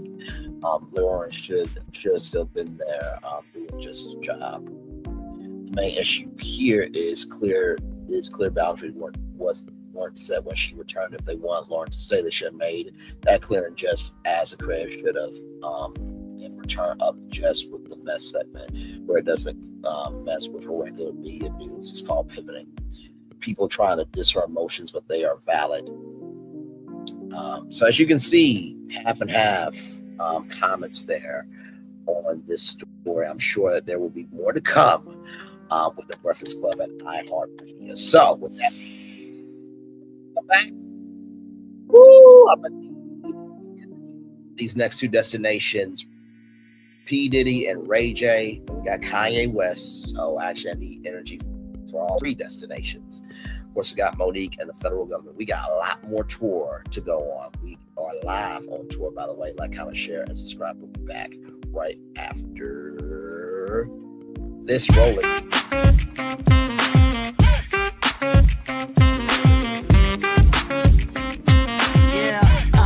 Yeah, we hustle all day. Yeah, we're working, let me play. You know me, work real hard, now we're ready, let's play. Ay, hustle up, yeah. Ready, set, let's go, yeah. Hustle up, yeah. Ready, set, let's go. Turn it up, turn it up, turn it up, turn it up a little louder. Now get low, come on, drop it to the floor. Yeah, drop it to the floor. Turn it up, turn it up, turn it up, turn it up a little louder. Now get low, come on, drop it to the floor. Yeah, drop it to the floor. Turn it up, turn it up, turn it up, turn it up a little louder. Now get low, come on, drop it to the floor. Yeah, drop it to the floor. Turn it up, turn it up, turn it up, turn it up a little louder. Now get low, come on, drop it to the floor. Yeah, drop it to the floor. Turn it up, turn it up, turn it up, turn it up a little louder.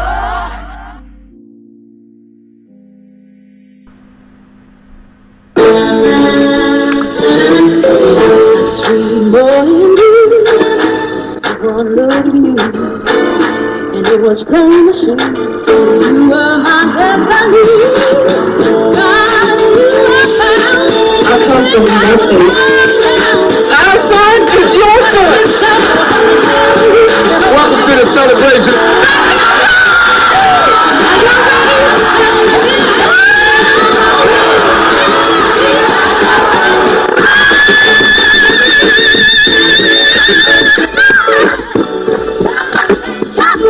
We all we got.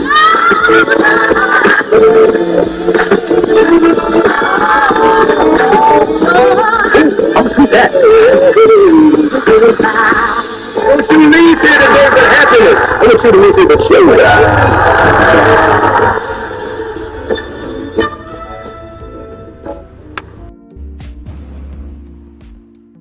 Each of you are in a relationship with somebody you have never met before.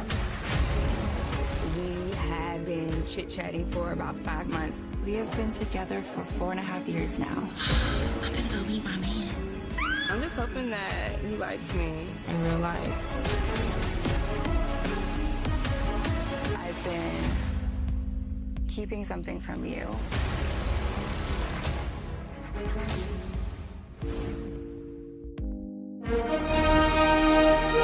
Prepare for a journey beyond imagination. beyond belief, beyond anything you've experienced before.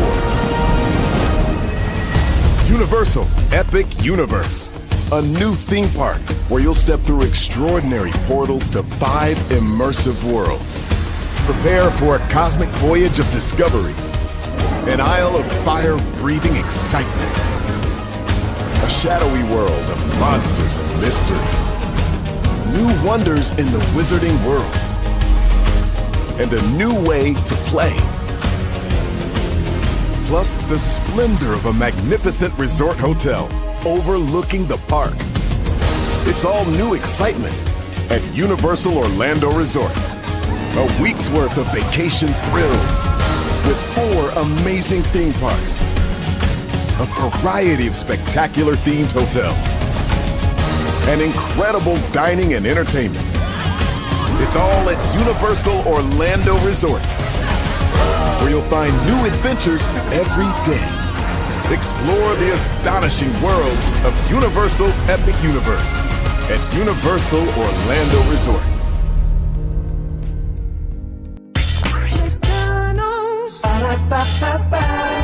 I'm loving it.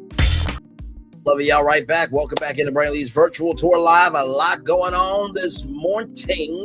Now, afternoon is 21 minutes after 12 p.m. on the East Coast. It is 11 a.m. down south. So good morning to you all down south. And of course, it's still morning on the West Coast and in the mountains. There's definitely morning in Hawaii. So aloha to all of you as well. We kicked off the show with Meagan Good because she and Jonathan Majors are now married after only 4 months, and new audio came out yesterday of Jonathan Majors admitting to strangling his ex and him saying that I did aggress you. Charming. What a way to start off the middle of the week for a Wednesday for Meagan Good and Jonathan Majors. Then we talked about Jess Hilarious and her feelings about Lauren LaRosa and everything going down at the Breakfast Club. So hopefully all that will get worked out for sure. It seems like there's 50-50 support there for the show and also for Jess Hilarious. So I hope Lauren can keep her job. I hope that Jess Hilarious can keep her job. I think Jess, do Jess's messy forecast, where it's almost like word association. Kanye West, you give the forecast on him for the week, and that's just messy forecast. And then Lauren's recordings of the culture, because the court record, and she is a journalist and stuff. There you go. Those are the 2 segments. Be in love, peace, and harmony, and move the hell on. Life is too short. Okay. So there is that. All right, y'all. More virtual tour live coming up right from the space right here and right now from Yahoo Entertainment, courtesy of the New York Post. This is exclusive, by the way, from the New York Post, but reposted for on Yahoo Entertainment. Sean Diddy Combs did not know his prison phone call with Kanye West was being recorded. Collateral damage in war with Kim Kardashian. Let's get into it. Sean Diddy Combs did not know his leaked jailhouse call with Kanye West had been recorded for the general public to hear. A source close to the matter exclusively told the Post a video showing Kanye 47 talking on the phone with Diddy 55 was posted Monday on Instagram by the Shade Room. Don't worry, I have the recording. We'll listen to that live here in just a minute. The video appeared to have been recorded by Kanye. However, it's not clear who did the video. Puff didn't know it was being recorded on video, the source claimed, added Combs thought he was having a friend call him. Combs thought he was having a friend call him to check on his kids. While all prison calls are logged and recorded internally, those records are not generally available to the public, depending on what's going on, because shots of phone calls from prison. If you have not listened to that channel, believe me, that channel is a legend on YouTube, and they should be at a million subscribers. Again, a million subscriber button by now for sure. Shout out to phone calls from prison. The Nesto case for sure, that cracked phone calls from prison in a whole new way. As we continue on here, responding to social media speculation about the report's authenticity, the source confirmed the call was real and not AI or artificial intelligence. Combs is is currently being held without bail at the Metropolitan Detention Center, MDC, in Brooklyn, New York, while he awaits trial on charges of sex trafficking, racketeering, and transportation to engage in prostitution. The hip-hop mogul has pleaded not guilty on all accounts on his call with Kanye. Combs encouraged the Bow star to have some ucking fun and to get behind the mic. He also thanked Kanye for taking care of my kids following his lockup in September. So you mean to tell me that Kanye can take care of somebody else's kids, but he can't take care of his own kids? Okay, child. Like, most of the kids are grown now. I know that, you know, Diddy has a young child with I can't remember the young lady's name, but she's an Asian woman, if I'm not mistaken. So I know that that beautiful child is young, but like Kanye, I'm gonna get to your ass in a minute. We're gonna talk today. Diddy has 7 children: son Christian, 26, twin daughters Jesse and Delilah, 17, with his late ex Kim, or Quincy, 33, his adopted son from Forrest's marriage to ex-husband singer Albie Shore, Justin, 31, daughters Shanice, 18, and Love 2, who he shares with Mia Hilton, Sarah Chapman, and Diane Trim, respectively. So the only one that really needs, you know, care is Love, who is 2 years old, but everybody else is basically grown. These kids are in touch with Kanye, the source confirmed to the Post. Kanye's excerpt Combs' words of gratitude from the recorded call and use them in an opening line for a new song, Lonely Road Still Go to Sunshine, a snippet in which he shared Sunday innocently a post on Twitter. Kanye is doing Kanye, the insider said of the Yeezy founder, allegedly recording the call, which they said took place last week. Kanye wasn't doing anything nefarious, the source explained, and the recording likely happened organically. So Kanye wasn't doing anything nefarious, but yet he asked Julius for a sticker chain that he could wear out in public. Okay. All right. Now I want you to remember, Kanye is taking care of Diddy's kids. Keep that in your brain, because we're going to talk about Kanye here in just a little bit. Kanye's new track also features vocals from his and ex-wife Kim Kardashian's 11-year-old daughter, Northwest. Kardashian, who reportedly tried to stop Kanye from using the vocals, set off a milestone between the exes, which just played out on social media.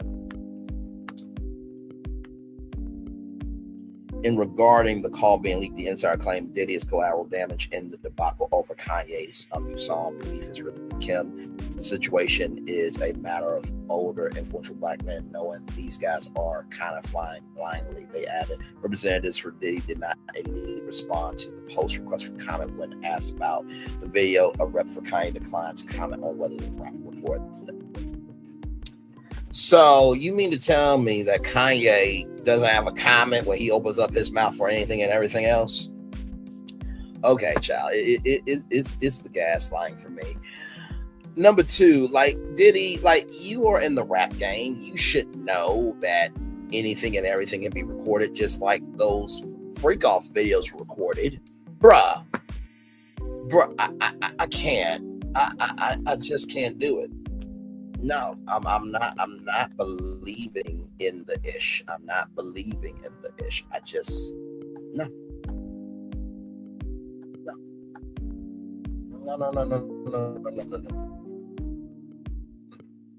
Nope. Let me bring up my friend.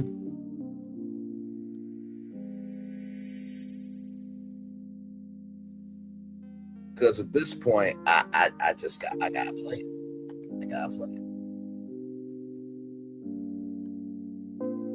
Because this is not making any sense to me at all.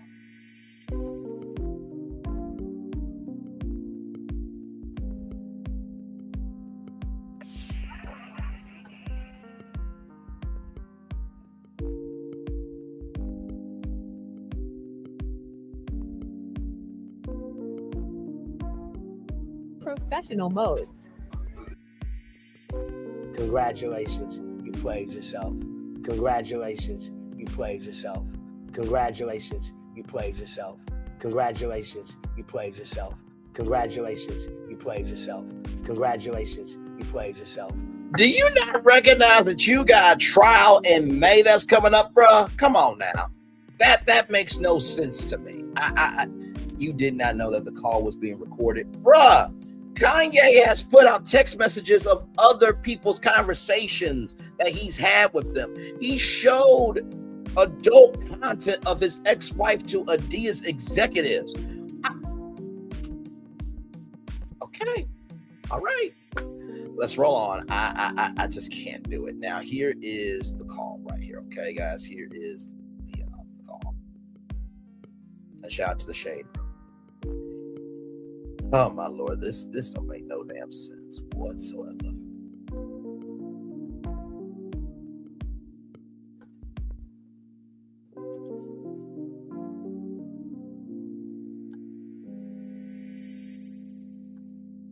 All right, here we go, y'all. Tell you the real from the front line. You know what I'm saying? It's wicked, wicked, wicked. So you be careful. Yeah. You can't do nothing from it. You know what I'm saying? I need you out there, you feel me? Yeah. I hear you. Yes, sir. Yeah. Yes, sir. And have some fucking fun. Yeah. Not having no fun and then get behind the mic, have some fun, chop up them samples, get back on your Hitman vibes. Yeah. Have some fun, get back to smiling. Yeah.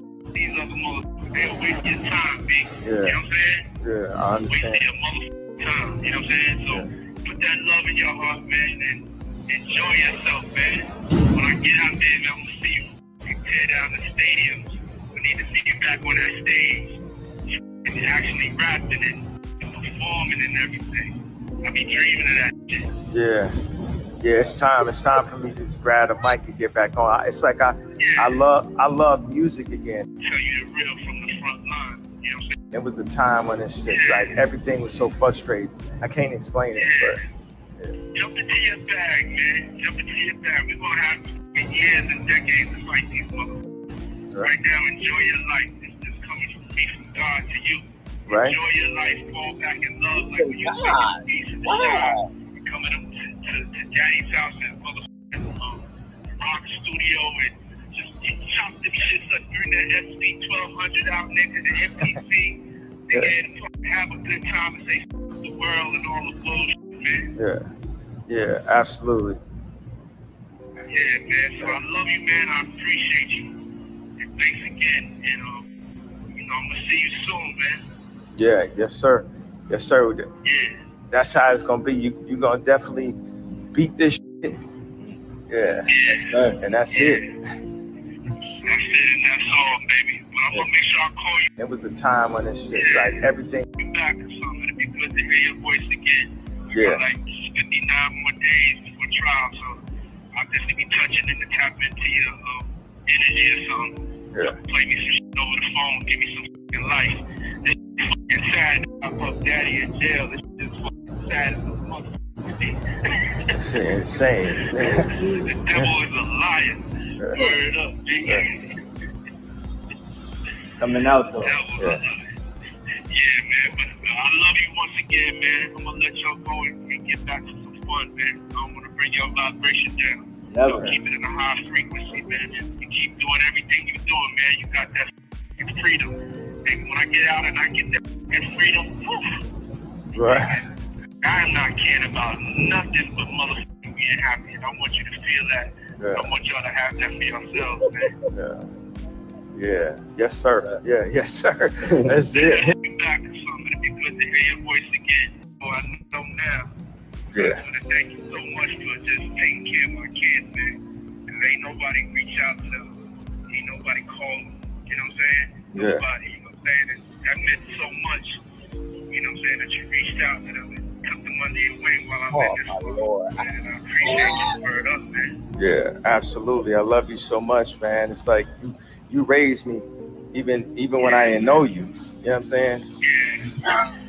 I'm feeling Oh, you his son? Oh, my Lord. Okay. It means so much to me. This right here is crazy.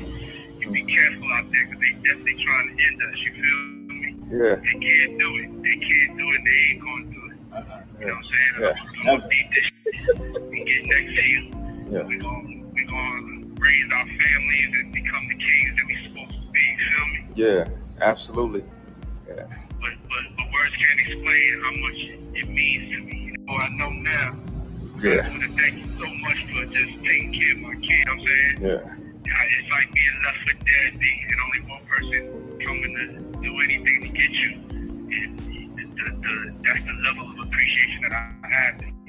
But just like taking care of my son, that's some like next up big brother shit to me. Yeah. You know what I'm saying? You ain't have to do that. Just taking my son and like damn nigga coming a big brother father figure to him means a lot, you know?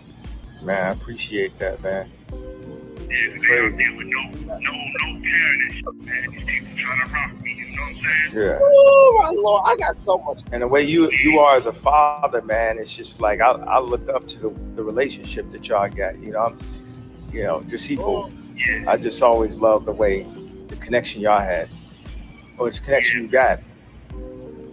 I appreciate it, man. Yeah, you helping to give them the love that they need. Just like it just means so much, bro. For real. When I see it in your face, you know what I'm saying? You know what I'm saying? Yeah. It's like being left for dead, D, and only one person coming to be able to hug you and thank you and show you for the rest of your life how much you appreciate it and always be there for you. Man, thank you, man. Thank you. But I just feel like as a community, like we got to take the responsibility to, you know, just for us, just all us. It's like we a family. Everybody is taken in by this fame, media, music, everything. Go Doug. I thought we was all family, man. I really thought that, you know what I'm saying? Right now, you the only family I got. You the only family I see. You feel me? Yeah. I always spoke up for everybody, you know. And, you know, I ain't bitter or nothing. I'm just telling you how it is. Bullshit, motherfucker. Bullshit. You're the only one that came to get me. That's all I can do is say, like, damn. You know what I'm saying? Yeah. Every time everybody try to attack us, I'm always riding. And you're the only person that's able to spoke up, and I appreciate it. Yeah, absolutely. I just felt that energy. It's like something was channeling through me. You know how it be when I like get in that mode and it's like, gotta do it. Yeah. Jumped into your bag and thanks for the short job look too, you know what I'm saying? Yeah. Absolutely. We gotta keep that going. When I got my website, it's ready. They gave it back to me actually. And I appreciate it. Yeah, absolutely. I just felt that energy. It's like some.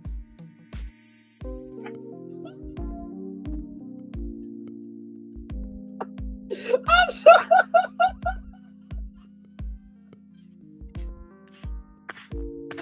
Oh my God. So you mean to tell me out of all people to represent your ass, this is the motherfucker that you choose? Oh my.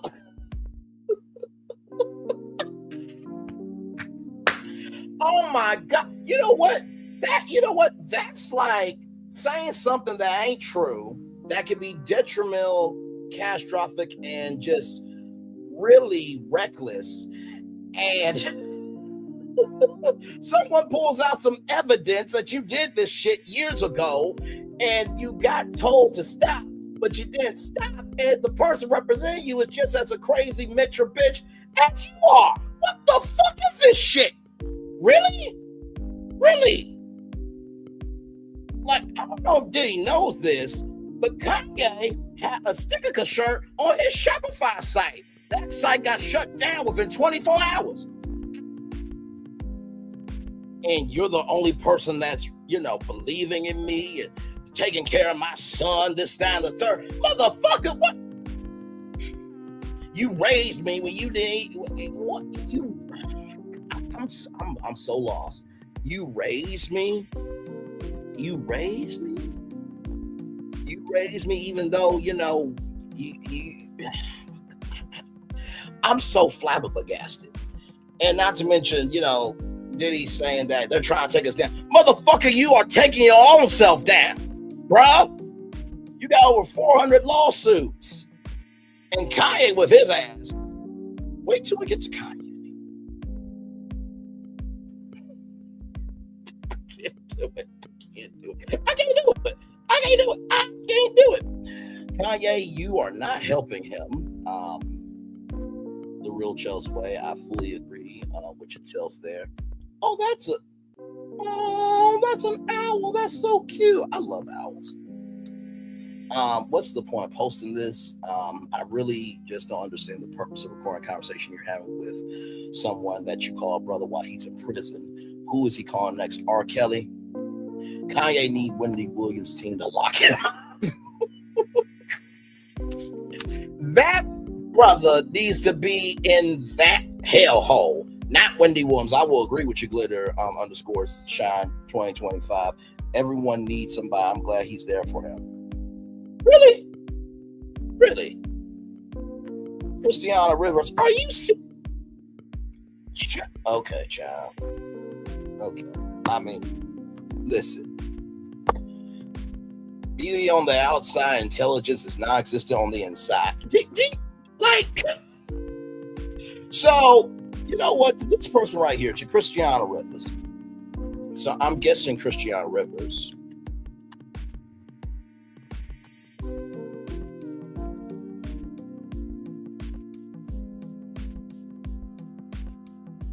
And I just don't get it. I just really just don't get it. So I'm guessing that this, woman here, and you know what? I'm going to put her on blast. I don't give a flying fuck. Really? Everybody needs support? Really? That's what we're doing? Okay, cool. Pull your ass up. And no, I do not give a fuck what y'all have to say. Are you serious? Like, do y'all not know the allegations? We covered it here. So, style seeker, adventure chaser, juicing mouth, capturing memories, balancing style, wellness, and wanderlust. So, this is who you are. Like I said, beauty on the outside, intelligence is non-existent on the inside. So, I guess that Christiana Rivers and Kanye West, since he said that, Diddy's gonna get over this. I guess Kanye and Christiana Rivers are for this behavior, right? New surveillance footage obtained exclusively by CNN appears to corroborate some of the allegations of abuse against music mogul Sean Diddy Combs. The video, captured on multiple cameras, shows Combs assaulting his then girlfriend, Cassie Ventura, in a hallway at a Los Angeles hotel in March 2016. A lawsuit filed by Ventura in November last year and settled the next day referenced actions that seem to match those seen in this video. There is no audio. According to the complaint, Combs became extremely intoxicated and punched Miss Ventura in the face, giving her a black eye, which, according to the lawsuit, prompted Ventura to try and leave the hotel room. The surveillance video obtained by CNN begins as she enters the hallway. The complaint says as she exited, Mr. Combs awoke and began screaming at Miss Ventura. He followed her into the hallway of the hotel while yelling at her. The complaint goes on to say he grabbed her and then took glass vases in the hallway and threw them at her. In the surveillance video, Combs can be seen grabbing Ventura and throwing her to the ground. As Ventura lies on the ground, Combs then kicks her twice and attempts to drag her on the floor back to the hotel room. Ventura is seen picking up a hotel phone. Combs seems to walk back to the hotel room, then returns and appears to shove her in a corner. Moments later, he can be seen throwing an object in her direction. According to Ventura's now settled lawsuit, the pair began dating several years after they met in 2005. They parted ways in 2019. Combs' attorney said the decision to settle was in no way an admission of wrongdoing. Ventura declined to comment on the video, but her attorney told CNN the gut-wrenching video has only further confirmed the disturbing and predatory behavior of Mr. Combs. Words cannot express the courage and fortitude that Miss Ventura has shown in coming forward to bring this to light. The video hasn't been seen publicly before and comes on the heels of a series of civil lawsuits alleging Combs' involvement in sex trafficking and sexual abuse. Allegations Combs has repeatedly denied. In a December 2023 statement, Combs responded to the claims in all the lawsuits, saying, "Sickening allegations have been made against me by individuals looking for a quick payday. Let me be absolutely clear. I did not do any of the awful things being alleged. So basically, this Mitch right here, this Mitch, Kanye West, and this bitch, Christiana Rivers, is in support of a black woman getting mollywopped. What would happen if this woman right here got mollywopped, huh? But P. Diddy deserves somebody in his corner. Bitch, shut the fuck up with your ass. I don't care what y'all have to say. Don't. Absolutely do not. Do not care. Because do y'all remember the day that I went off about that sticker chain? And I said to Toot Latrice and to anybody and everybody, if you can't get upset for what needs to matter, and you getting upset for anything and everything else where you don't want to be a solution and you want to add to the problem, get from the fuck around me, this is this shit. That comment that Christiana Rivers was made was stupid, tragic, and a waste of life. What? Y'all can have that. I could care less. Don't make no damn sense. Like, good Lord Jesus. I just, no. Right here, humans are amazing. The ability to uplift someone when you are going through your own personal struggle is the ultimate level of humanity. Dennis is in the chat. This is like the Joker inside Arkham Asylum on the phone with the Riddler. That part. Last time he wanted to talk wasn't Diddy a Fed. Never mind, turn this TV off. Man, just listening to Puff raise the vibes, his energy tapped in focus, love. They try to drive the homie. Shad, but he's coming home soon.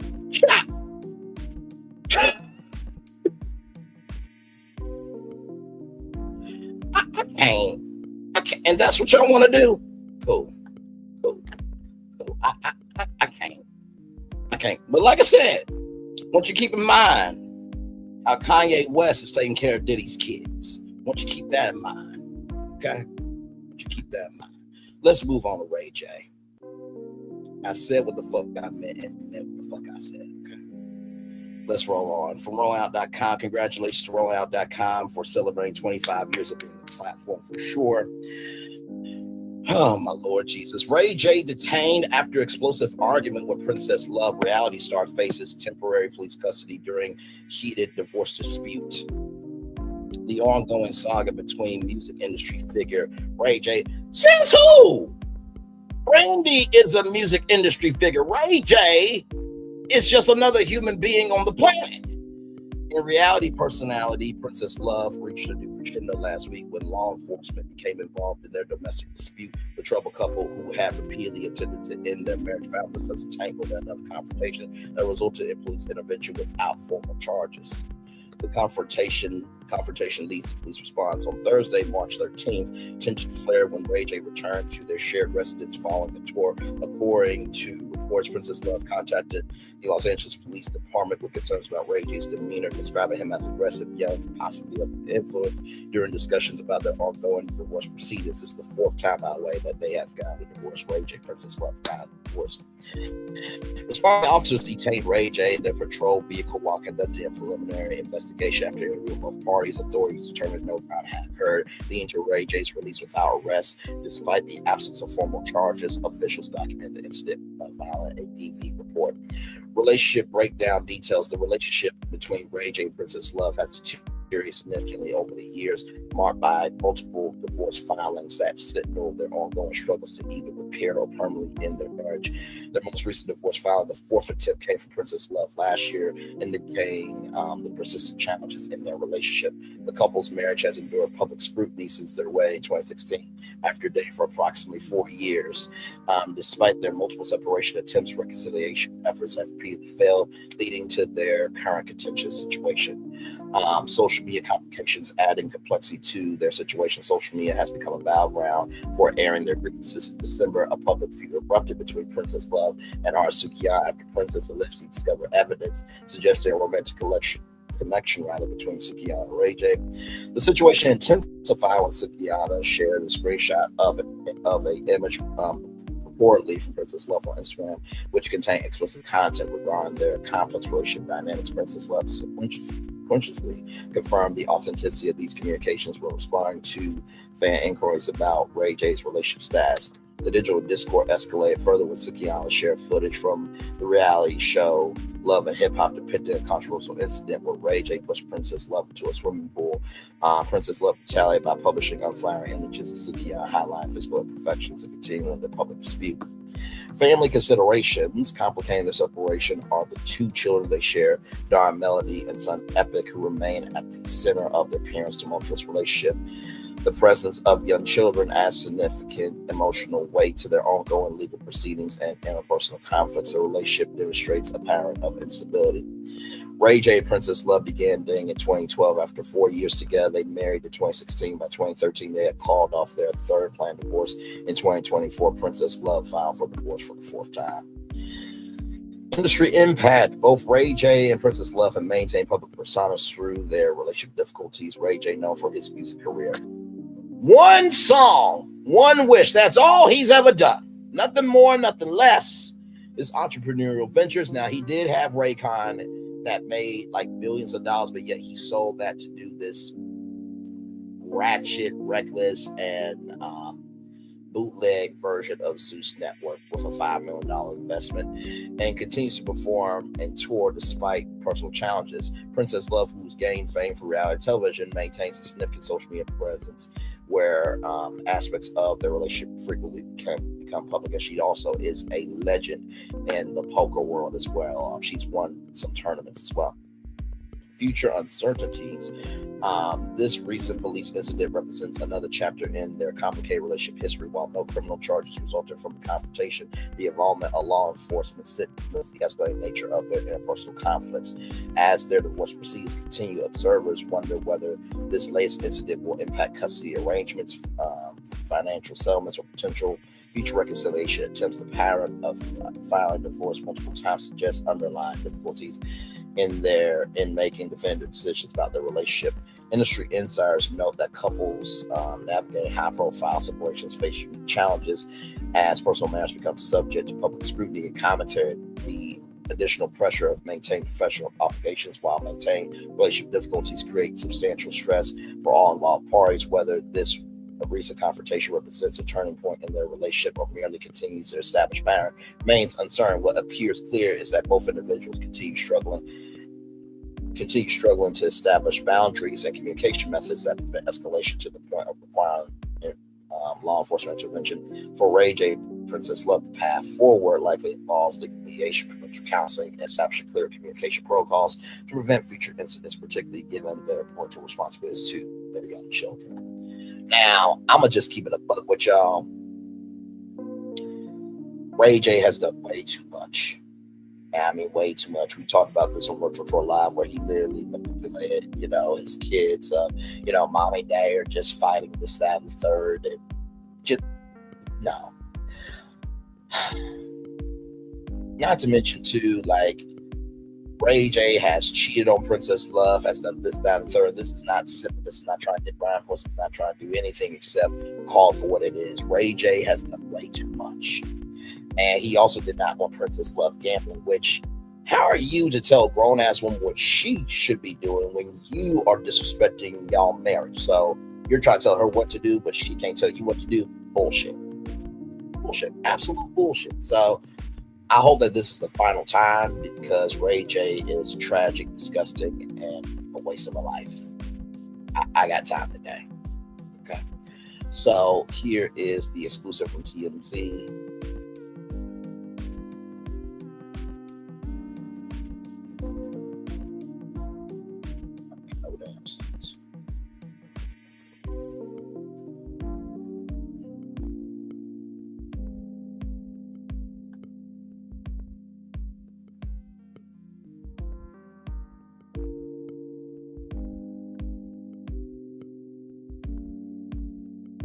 With Mochi Health, I've lost 30 pounds. I have no desire to be skinny. I've loved being a plus-size girl. I just wanted to be healthier for me. When my grandmother died, I knew that diabetes was hereditary. That was my wake-up call. For these medications, they are designed for long-term use. With Mochi Health, I never feel alone. It's about progress, not perfection. I've lost 30 pounds and I'm more me. Check out joinmochi.com.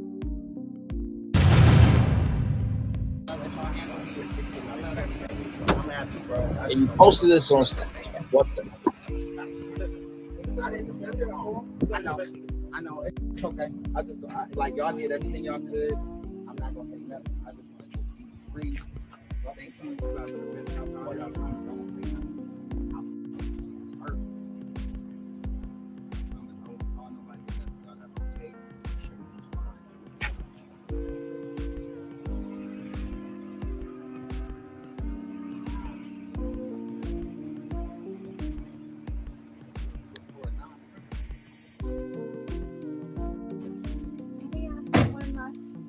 You need to see one of our supervisors. I don't want me to go ahead and cancel that? Cancel everything. I'm happy that you guys handled it. I'm happy to keep it.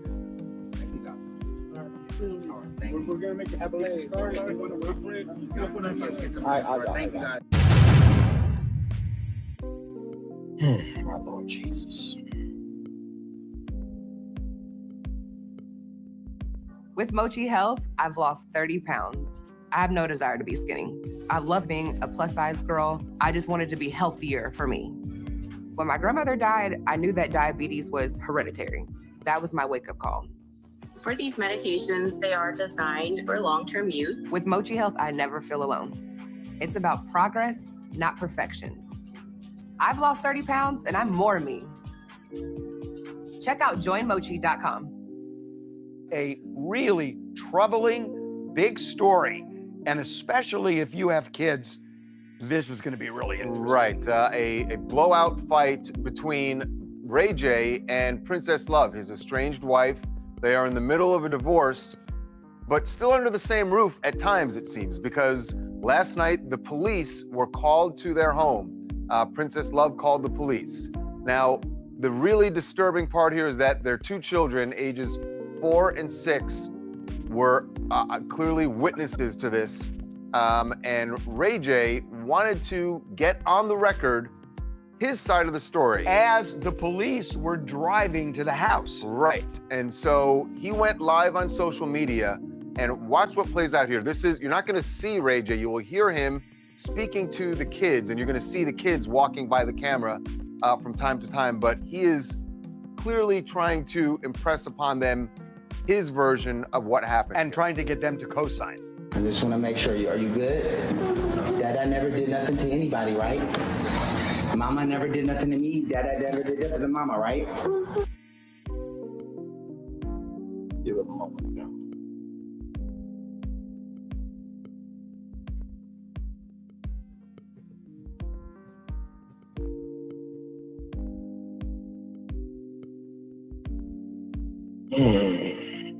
Jesus.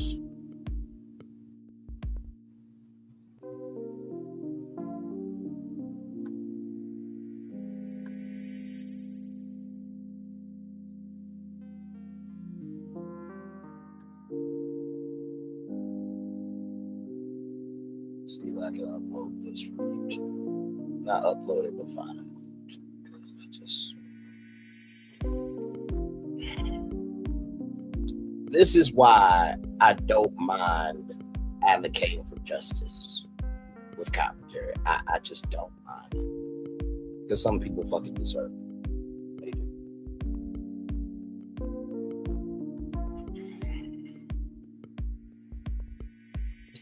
Technology.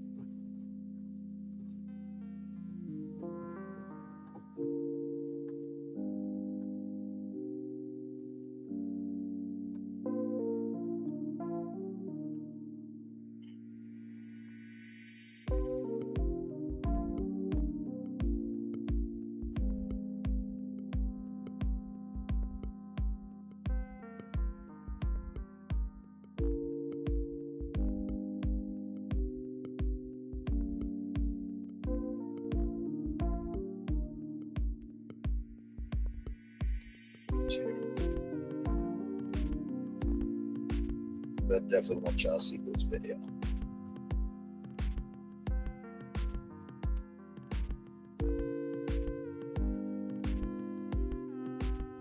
If you want to make the world a better place, better place, you just have to start. Don't be afraid to put yourself out there. Or ask for help. Believe in yourself. Carve your own path. And remember that sometimes the whole world is just your whole world. Because however you end up changing it, It all starts the same way. with a single step. DSW, a shoe for every you. A really troubling, big story. And especially if you have kids, this is going to be really interesting. Right. A blowout fight between Ray J and Princess Love, his estranged wife. They are in the middle of a divorce, but still under the same roof at times, it seems, because last night the police were called to their home. Princess Love called the police. Now, the really disturbing part here is that their two children, ages 4 and 6, were clearly witnesses to this. And Ray J wanted to get on the record his side of the story. As the police were driving to the house. Right. And so he went live on social media, and watch what plays out here. You're not going to see Ray J. You will hear him speaking to the kids, and you're going to see the kids walking by the camera from time to time. But he is clearly trying to impress upon them his version of what happened. And trying to get them to co-sign. I just want to make sure, are you good? Dada never did nothing to anybody, right? Mama never did nothing to me. Dada never did nothing to mama, right? Everything is safe. Have Dada put hands on mama or mama put hands on Dada? No, right? Okay, so there's no reason to call the police, right? We're just making a movie. We're just playing, okay? This was just a pretend thing, okay? We just had an argument, okay? I don't want it to get out of hand, and I wanted to make sure it's recorded and seen so we're all super safe. Okay, look, I got to say something. I mean, we've known Ray J for a long time. One of the things, at least to me, that's really troubling here, these kids are traumatized. Right. They just witnessed a horrible fight with two parents who are getting divorced and breaking up the family. In the middle of all of this, Ray J is focused on the story the kids might tell. But Charles, it should be about calming these kids down because it was so traumatic. Right. Yeah, it's not. It's about sticking out a position. It clearly seems, right? He is trying to get the kids on camera to say that this was not that bad of a fight. Mommy never did anything to Daddy. Daddy did nothing to Mommy. And it seems like he's leading the kids to say what he wants them to say, which suggests that maybe it's not entirely true. That's the only real takeaway I can take. It certainly seems like that in the video, but we should say the police did come to the house. They were there for 2 to 3 minutes, and they left. So the police did not see any evidence of anything. And they called it a verbal altercation. Right. So verbal altercation, which goes along with what Ray J is saying here in this video. However, Princess Love is certainly insinuating there was more than just a verbal argument. After Ray J went live on social media, this is her reaction to that video. She said, "This is the only time I'm going to address this. I've been trying my best to be the bigger person and just walk away peacefully. But what you're not going to do is traumatize, manipulate, and gaslight my kids when you can't do it to me anymore. I'll save my videos for the judge." She did not describe what her videos are, but this has been... But to say she's saving it for the judge, and certainly insinuates she has an allegation she's going to make in court. Now we're told this is in the very final stages of the divorce. However, when it comes to custody, the judge has jurisdiction until the kids reach 18. So there is a long way ahead. These kids are very young, but I gotta say, I know, putting the kids on, I mean, the kids were already in the middle of it, but to then put it on social media, like in real life, they're in the middle of it, and that's bad enough. But this video is really just disturbing. Hi, I'm Brandon, and I'm from South Carolina. Now, I will say I've always watched Ray J and Princess fight it out, and I think it's just really sad to see the kids really be put in the situation. I don't think that they should have been put in the situation. They should have just kept it between Ray J and Princess, but they never want that to happen. They always just want someone else to hear about their stories. Yeah, it is really, really sad.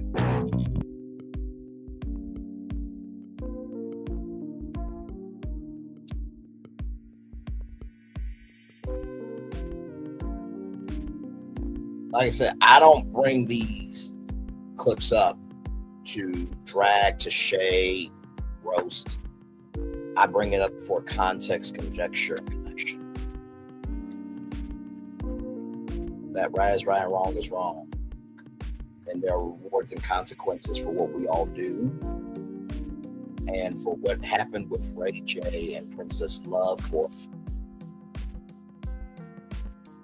Ray J has gone off way too much. And that's why his fucking sister doesn't like him.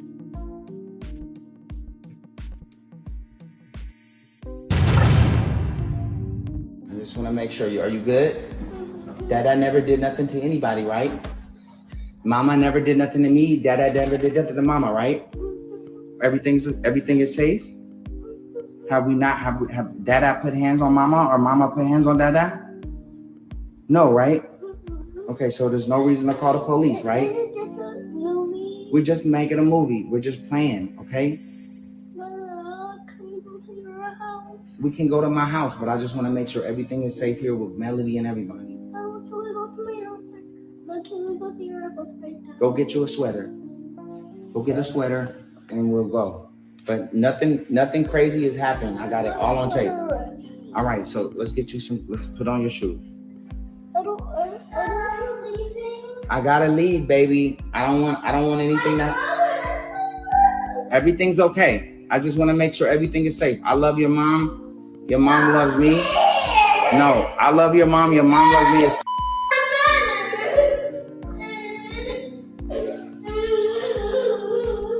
I just want to keep it documented that nothing is happening and that we both respect each other and love each other. This was just a pretend thing, okay? We just had an argument, okay? I don't want it to get out of hand, and I wanted to make sure it's recorded and seen so we're all super safe. Just because somebody has a disagreement doesn't mean anything, you know? Calling the police over a disagreement is loud, and I'm not with that. Okay? I love you. Your mom loves you. Did you check on your mom? Go check on her one more time. Tell her you're going with Dada. Go do it one more time and tell her you're going with Dada. You have to one more time so she knows you're going with me, okay? That's the right thing to do. Huh? We're just going. Everything's fine. It was just pretend, okay, baby? Everything's fine. I want Epic to just tell Mama that he's going with me so Mama knows what's going on. Okay? And don't, it's not like that, baby. I love you. I spent time with him for a long time. I love you.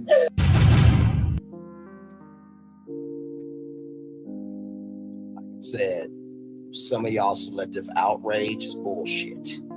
Okay, now back to the article here. Ray J and Princess Love got into a heated fight. We're told things were so bad, police got involved and detained Ray J in the back of a squad car. Law enforcement sources tell TMZ Ray J came home from a tour Thursday afternoon and he and Princess Love started fighting about their pending divorce. We're told Princess called the Los Angeles Police Department, claiming Ray J was being aggressive, yelling, possibly under the influence. Our sources say when cops arrived at the house, they detained Ray and slapped on a pair of handcuffs, right, keeping him in the back of a black and white patrol car to de-escalate and figure out what the heck happened between them. After speaking to both parties, we're told police determined no crime had been committed. Ray J was taken out, cuffs released, and went on his way.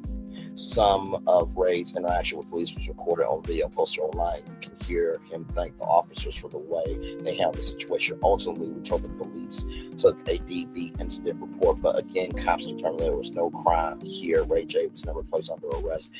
We've reached out to reps for Ray and Princess. So far, no word back.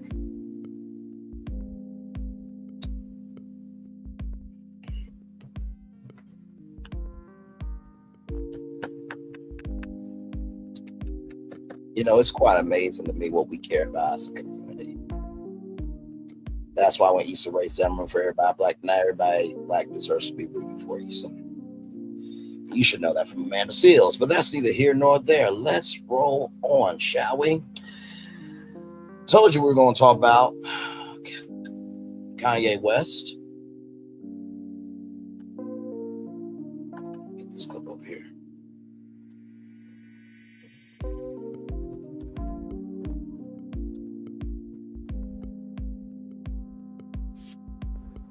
Here we go.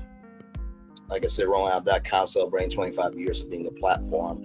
Kim Kardashian considers custody shift after Kanye song. Reality star entrepreneur considers legal action against ex-husband. Kim Kardashian is reportedly considering changing her custody agreement with ex-husband Kanye West after he released a song featuring their eldest daughter, Northwest, without her approval. The situation has escalated tensions between the former couple, who have maintained a complicated co-parenting relationship since their split. According to TMZ, Kardashian 44 is seriously debating taking West 47. I'm not going to mention his name. His mama named him Kanye West. That is his name. To court to request a judge to strip him of joint legal custody. I think terminate his parental rights and X him out as ever being a father. That's where I'm at with it. Legal experts note that modifications to custody agreements typically require demonstrating significant change in circumstances that affect the children's well-being. Oh, my Lord Jesus. Okay, the former couple who married in 2014 and settled their divorce in 2022, agreeing to joint physical and legal custody of their 4 children. North, who's 11, Saint, who is 9, Chicago, 7, and 5-year-old Psalm. Their high-profile marriage lasted 8 years before their separation, which became one of Hollywood's most publicized divorces in recent years. Physical custody is reportedly not an issue. Kanye rarely sees his children. Kim still wants them to have a good relationship with their father. Sources close to the family indicate that despite the ongoing conflicts, Kardashian has consistently encouraged the children's relationship with West. However, decision-making regarding the children has become a point of contention, TMZ's report said.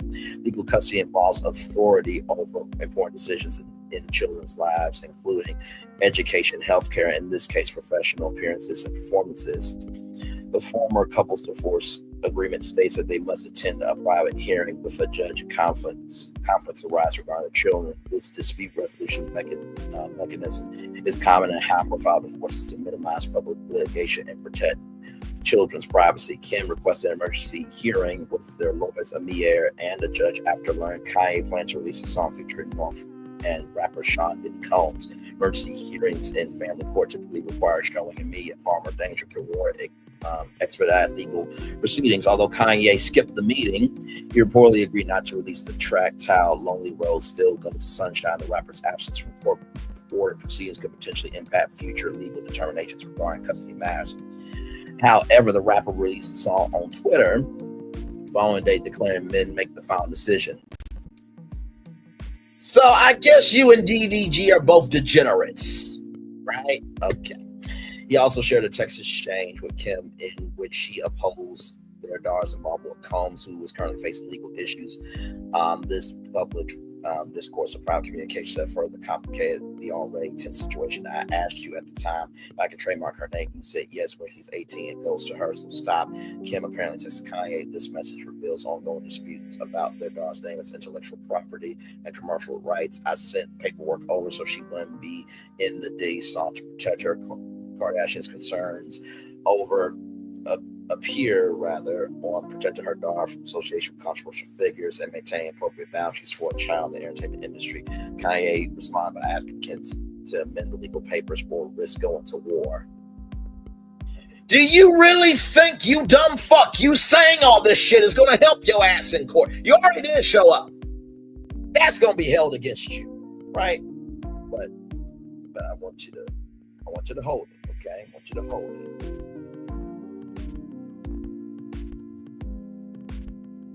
Because remember. I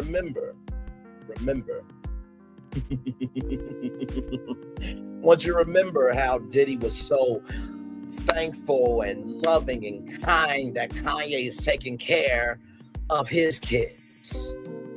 I want you to keep that in mind, okay? Because so I'm going to go there. I've done it many times before, but it seems like this behavior is accepted.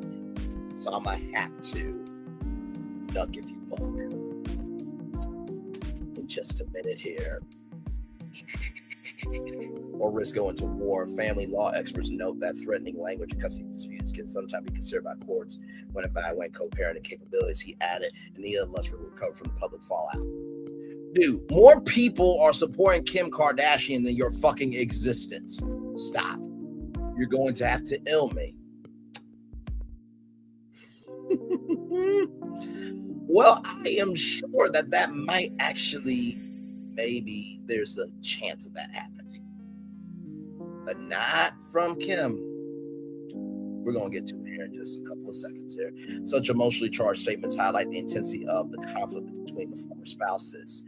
Kanye later reposted a lengthy rant on Twitter accusing the Kardashian mob of restricting his parental rights and likening their custody jail.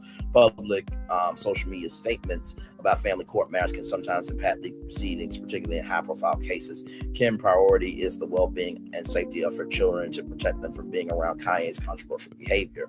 Inside October 6, child welfare concerns often become central in custody modifications, with courts primarily focus on what arrangement best serves the children's interests. The ongoing custody dispute represents the latest chapter in the complex post-divorce relationship between the two celebrities, whose separation continues to draw public attention.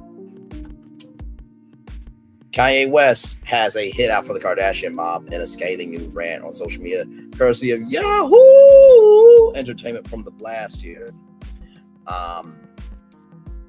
My Lord Jesus. So right here. So it looks like that's a video. I don't want a video. I want actual statements here.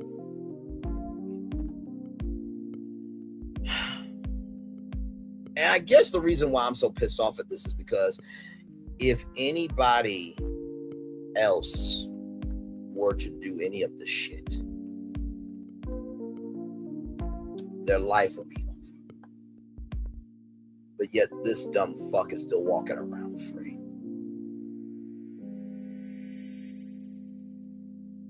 And you know, I asked this question. Would you accept this behavior, right, from Kanye, from anybody in your family or any of your friends? And nobody can ever answer that question. So, courtesy of Yahoo News via Bang Show Biz right here.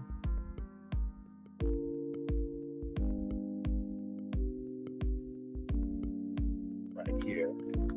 Kanye West has a hit out on Kardashian mob and a scathing new rant on social media. The stronger rapper, who has 4 children with ex-wife Kim Kardashian, has accused the former partner and her family of limiting his access to the kids, now allowing him to make key decisions about their upbringing, comparing it to being in prison. And a series of also on Twitter, Kanye wrote, "Yes, I have beef with people that froze my account, took my kids away, and tried to put me in jail. It sucks. Yeah, it's stuck. I just don't want to see my kids. I need to raise them. I need to have a say-so where they go to school." You want to have a say-so where they went to school when you blasted the location where your kids go to school on social media? Okay. Who their friends are, whose houses they sleep over, where my daughter wears lipstick and perfume. Like every other little girl who is curious about beauty and fashion, this and the third. Your wife is the founder of Skims. My Lord Jesus. All these rights have been taken away from me by the Kardashian mob, Hulu, and Disney, and the biggest agenda to use selectively bred black children to be platforms to influence black children. So you are reducing, hang on, I just want to make sure I got this right. So basically you are reducing your 4 children. And yes, I'm going there. I don't give a fuck what y'all say. So you're reducing your 4 children, North, who's 11, Saint, who's 9, Chicago, 7, 5-year-old son, to not being children, but being bred. Like I said, y'all remember that day when I went off about the sticker chain? I said to Latrice and all of y'all, if y'all can't be upset about that, but y'all want to add fuel to the fire and be a problem and not be a solution, I told y'all, get from the fuck around me, because we're about to get to that point with Kanye West, because Kanye West has said something, and I'm not here for it.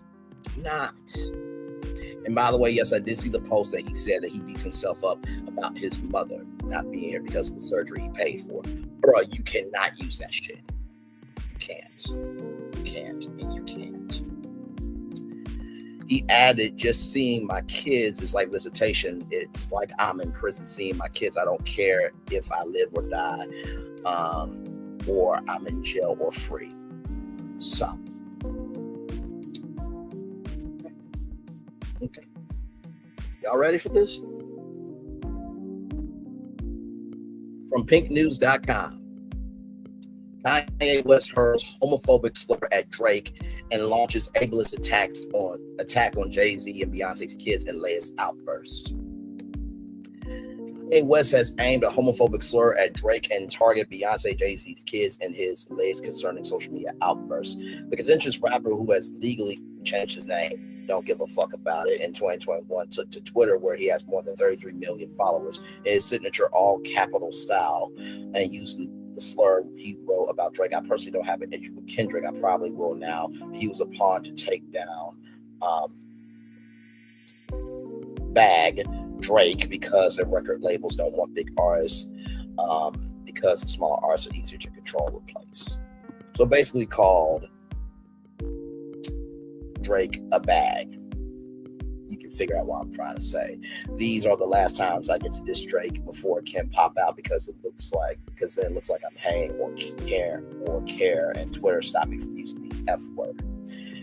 As reported by James Page for Pink News, the word bag has a very dark and oppressive history. At a time when gay people were in prison, sectioned, and even unalive for their sexuality, it would have been the most common term spat at them. And then Kanye West later hit out on Beyonce, Jay-Z's children, Blue Ivy, 13 7-year-old twins, Rumi and Sir, who he referred to as tarded. Oh no! He gets love, grace, and space from everybody. Are we really doing this shit? And yes, I'm about to bring up that clip, so I don't care. I don't care. I genuinely do not care, because some of y'all do not get upset enough over what needs matter. Okay? You just don't. You just don't. You just do not.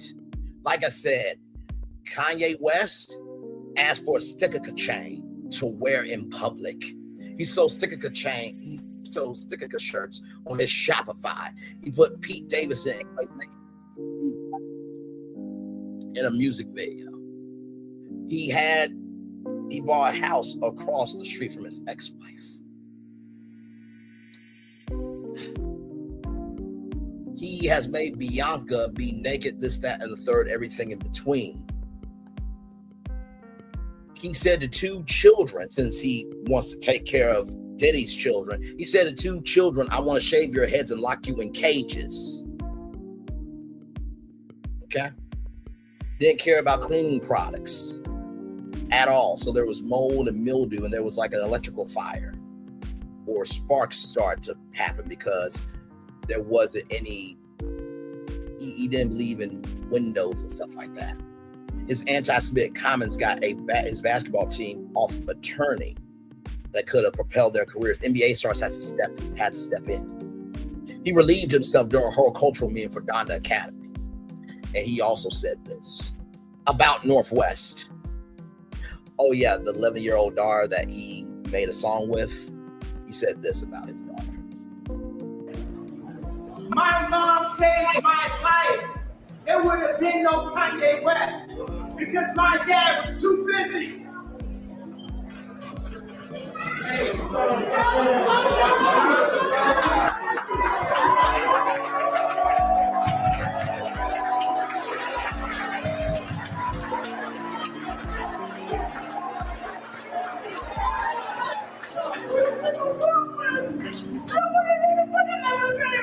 We love you, Kanye.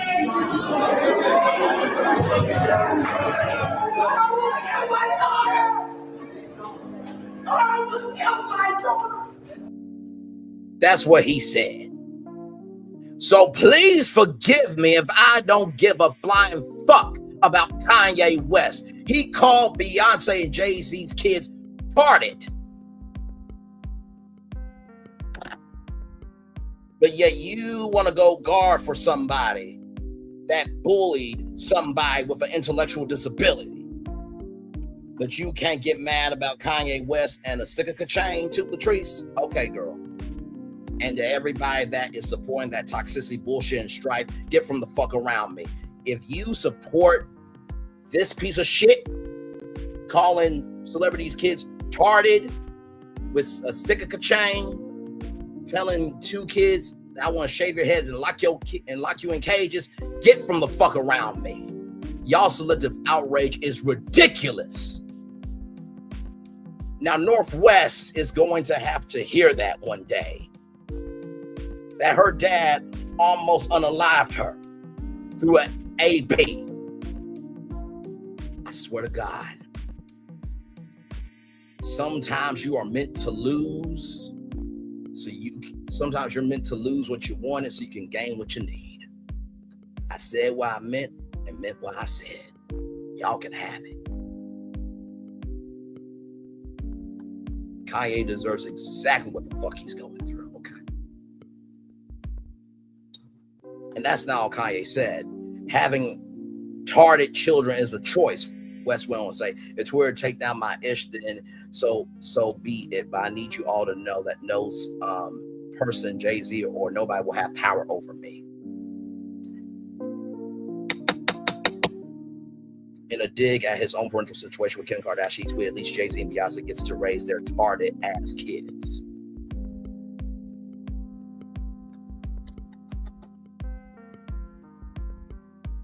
Once again, this is coming from the person that wants to take care of Diddy's kids, right?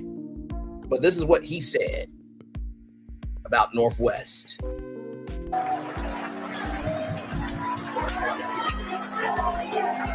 Busy.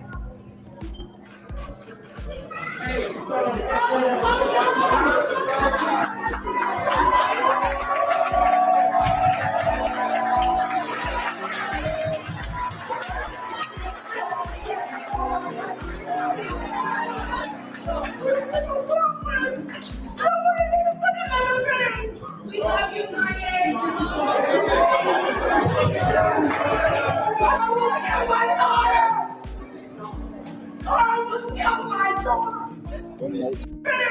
We love you, Kanye.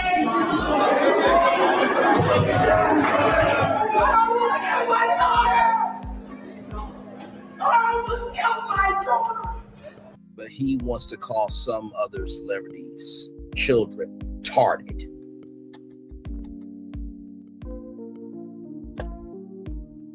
Y'all got it. Y'all got it. Y'all got it. We're going to take a commercial break. We got two more destinations, Monique, federal government, and then a positive news story.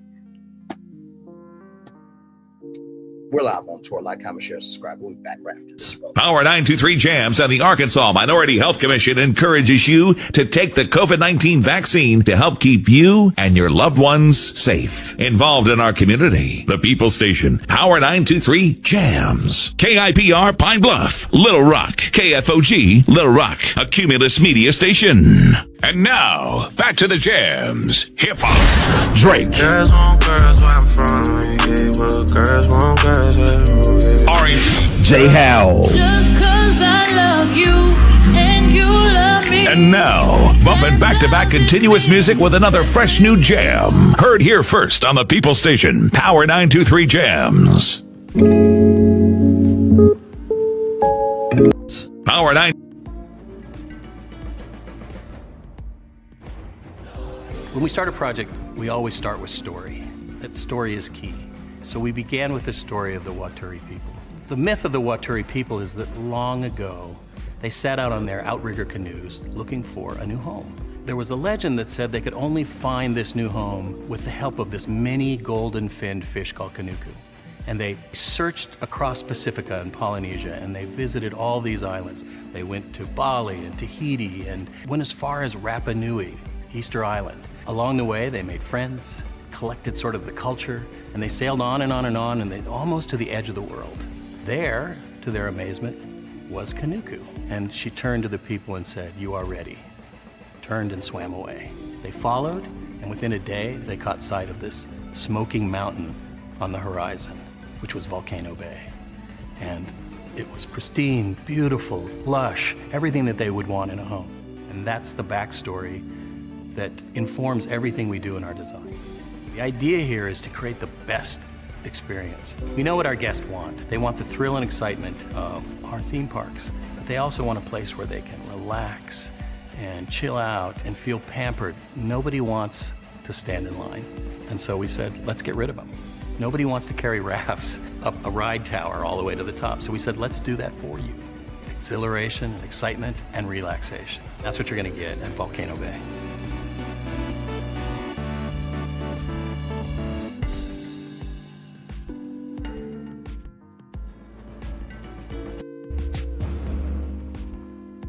Each of you are in a relationship with somebody you have never met before. We have been chit-chatting for about 5 months. We have been together for 4.5 years now. I'm gonna go meet my man.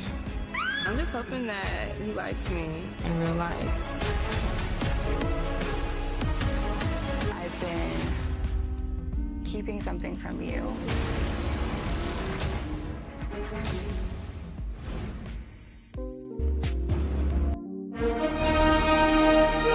Prepare for a journey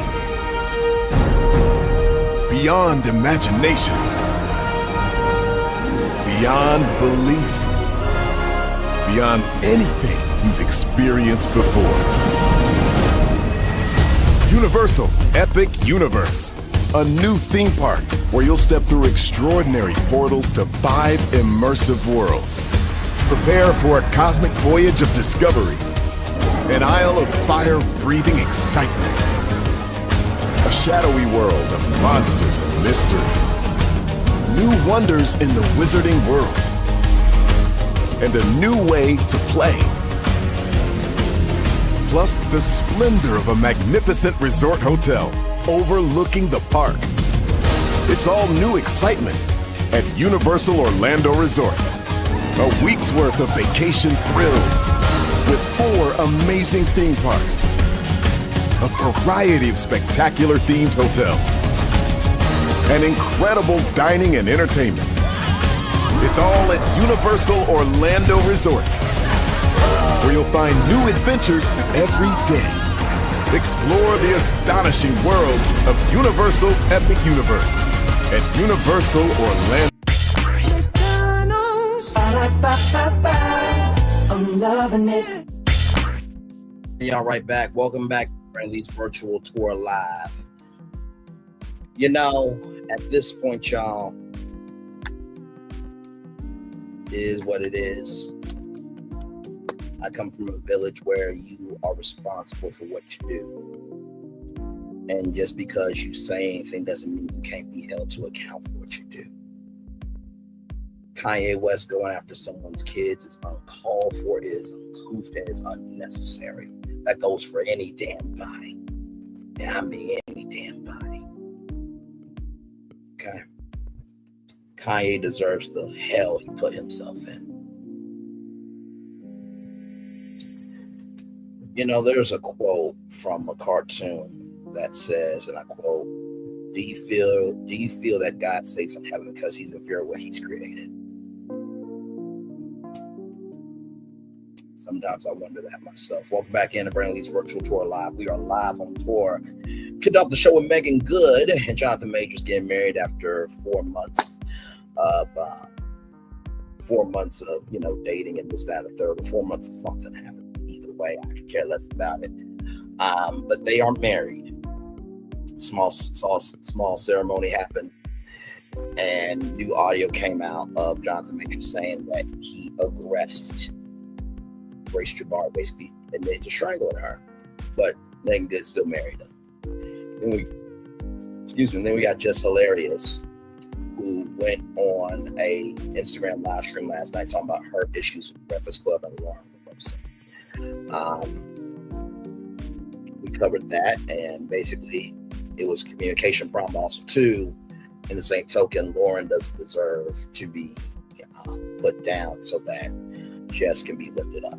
Then we talked about P. Diddy. There was a call that he and Kanye West had that was recorded, and Diddy saying that, you know, they're not going to get us, this, that, and the third, and Kanye taking care of his kids, this, that. And not to mention too, Jess, Diddy saying that he's going to basically be free. Very interesting call, because Diddy said he did not know that the call was being recorded, when of course this idiot showcased adult content of his ex-wife to Adidas executives. Then we talked about Ray J and Princess Love. They had a huge disagreement about their divorce, and the LAPD had to be called on Ray J. And then Kanye West made a song with Diddy and used Northwest vocals on it. And he also called Beyonce and Jay-Z's kids retarded. Yeah. And Kim Kardashian wants to change. Kim Kardashian wants to change the parental custody agreement, right? So right here, this is what Kanye tweeted. And I'm saying the word for contextual purposes. Having retarded children is a choice. West went on to say, if the word takes down my ish, then so be it. I need y'all to know nobody, Jay-Z or no person, Jay-Z or nobody will have power over me. At least Jay-Z and Beyonce gets to raise their retarded ass kids. That's what Kanye West said about someone else's kids. But yet he could take care of Diddy's kids though.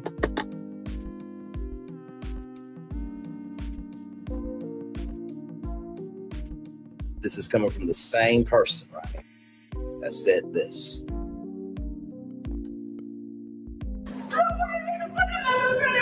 We love you, Kanye.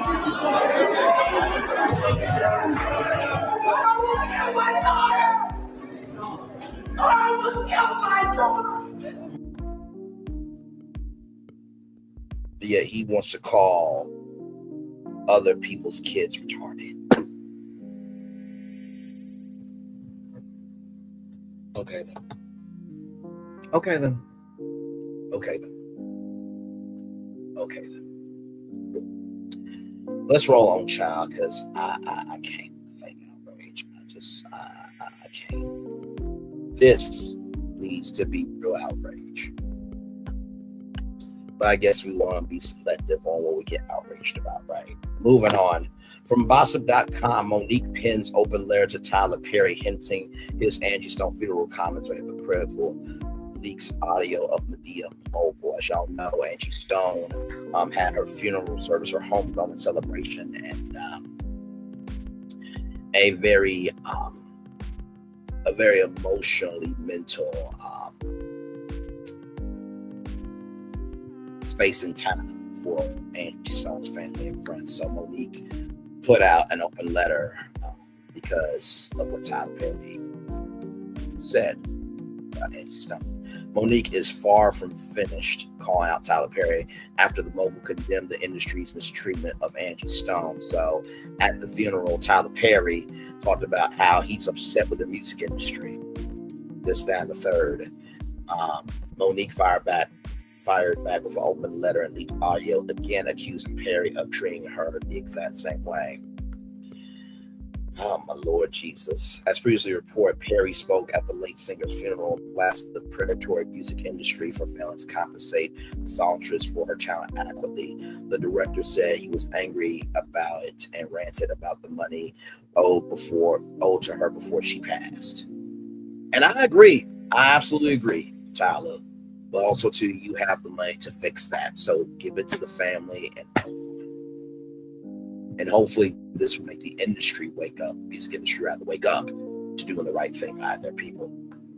Y'all got to forgive me because I'm angry at the way she was treated. This is Monique, by the way. I did not know all the things she was going through until recently. Sorry.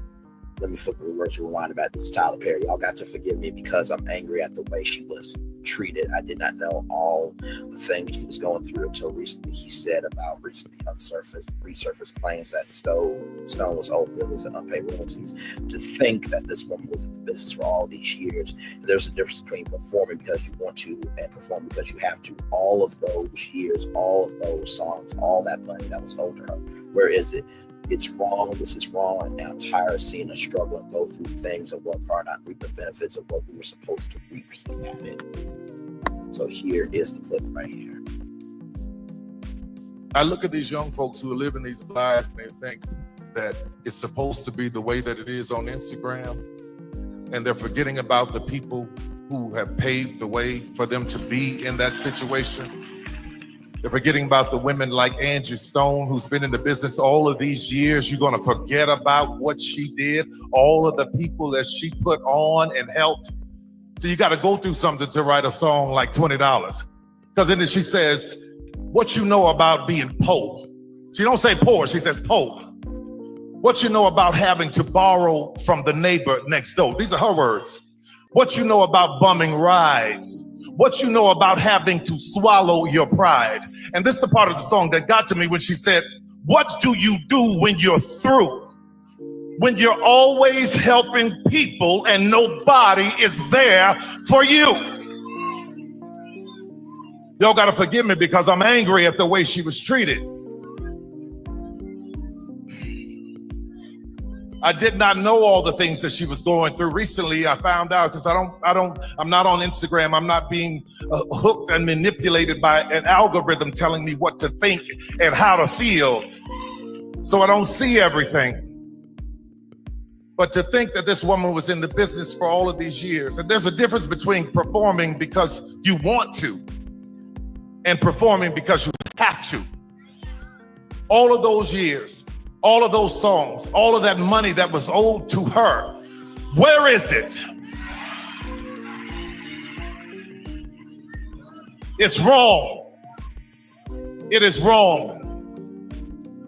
And I'm tired of seeing us struggle and go through things and work hard and not reap the benefits of what we were supposed to reap. But you got to be careful when you start mistreating people, especially children of God, because the Bible says, touch not my anointed and do my prophet no harm. Come on, Tyler. And I'm going to tell you something. This woman was a prophet. She prophesied and preached. Do not touch my anointed and leave my prophets unharmed. Some people take a lot longer to learn that lesson than others, Tyler. Unfortunately for Tyler Perry, Monique heard his comments and took to Instagram to call him out, accusing him of hypocrisy due to his past mistreatment of her. In her letter, the actress, who consistently claimed that Tyler Perry, Oprah Winfrey, and Lee Daniels blackballed her, recently revealed that she and her husband, Sidney Hicks, have audio of Perry admitting his wrongdoing and promised to apologize. Now, Lee Daniels, you and him were good because you were in that horror movie from Netflix. Octavia Smith was supposed to star in, but there was opportunity made for you, so you should be good there. Oprah, she had your brother on that raped you, and she did not give you the full context of what was going to happen on that episode. Understood. And then with Tyler Perry and Precious, when it came to the Cannes Film Festival, and she not wanting to do social media. We just talked about Scarlett Johansson, who does not want to do social media. So I get all that, but this was a life that was taken, Monique, and this was not the time or the place nor the space to do this. So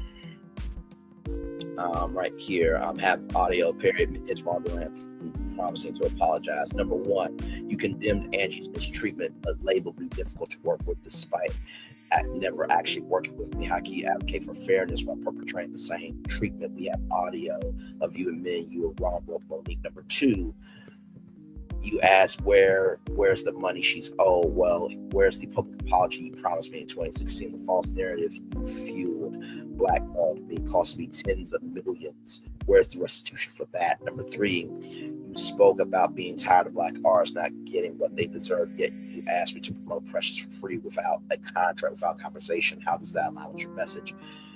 Number 4, you preached about treating children of God with care. As a man of faith, where is your responsibility to act with love and truth? You assured me of an apology years ago, yet it has never come.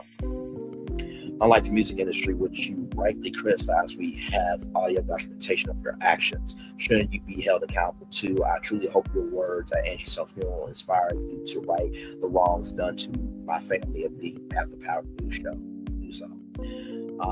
As you often reference scripture, let me leave you with this. What will it profit a man to gain the whole world but to lose himself? Mark 8:36. We will await your response. Oh my Lord. And then Mo played the audio.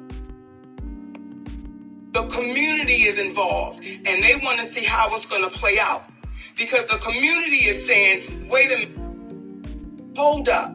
We don't know this sister to be no bullshitter. We know she a loudmouth. We know she'll say some shit off the wall. But what we know about it is she true to her word. And all I would ask you is two questions. The first question is, did you not just say it was wrong? Did you not just say it was wrong, Tyler? To say she was difficult for not doing something that she was not contractually obligated to do? Did you not say that you would feel that that was wrong? Or am I missing something? I absolutely. Yeah. So this audio has been heard several times, in case you guys did not know. Open letter to Tyler Perry. We like to give our heartfelt condolences to Angie Stone's family and friends. Sister Angie, we stand on your shoulders of the elders and ancestors like you. So please know that your fight inspired us to write this letter, and that fight doesn't end with your passing, as it is only the beginning.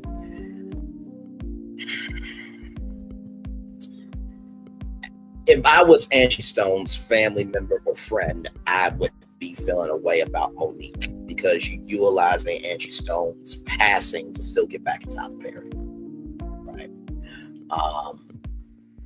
And then you end it with love and respect, Monique and Sydney. I'm sure the comments are commenting, okay?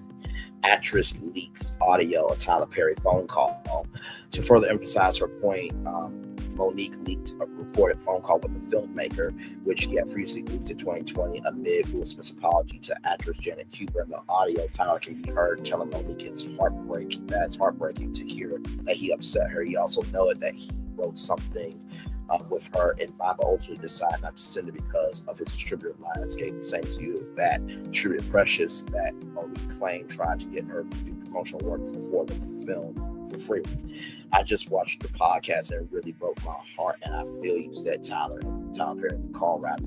For me, I'm not anyone that wants to hurt or upset anybody, especially you. It's heartbreaking. I know everyone should think that I'm trying to blackball. I had written something else thinking should send this to her, but Lionsgate would have had a fit.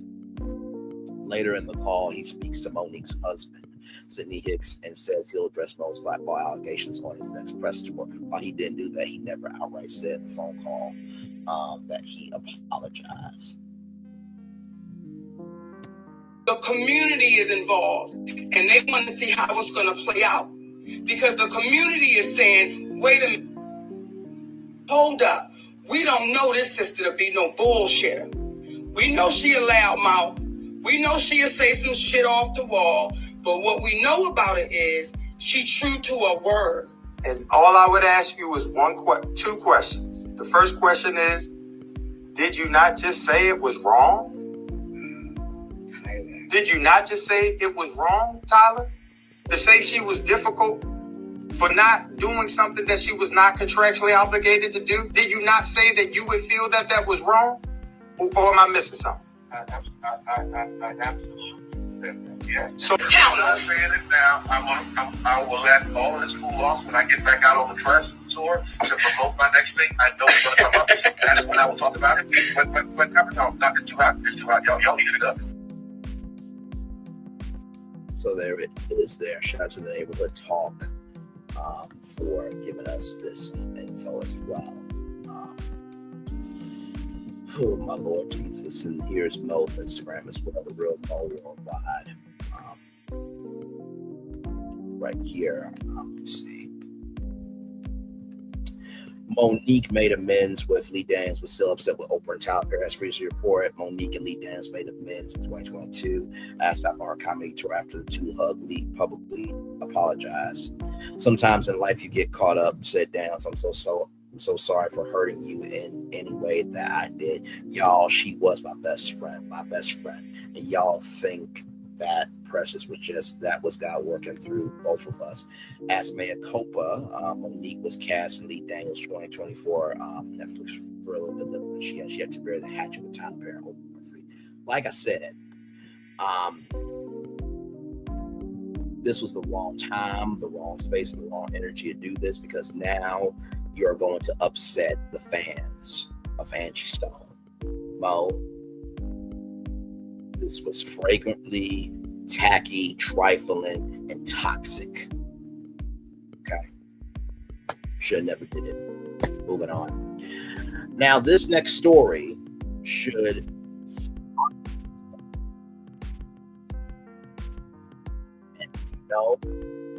the things here that you probably won't hear anywhere else on YouTube or on social media. This is the tour for the culture, of the culture, by the culture, blackenterprise.com. Segregated facilities are no longer banned in federal contracts.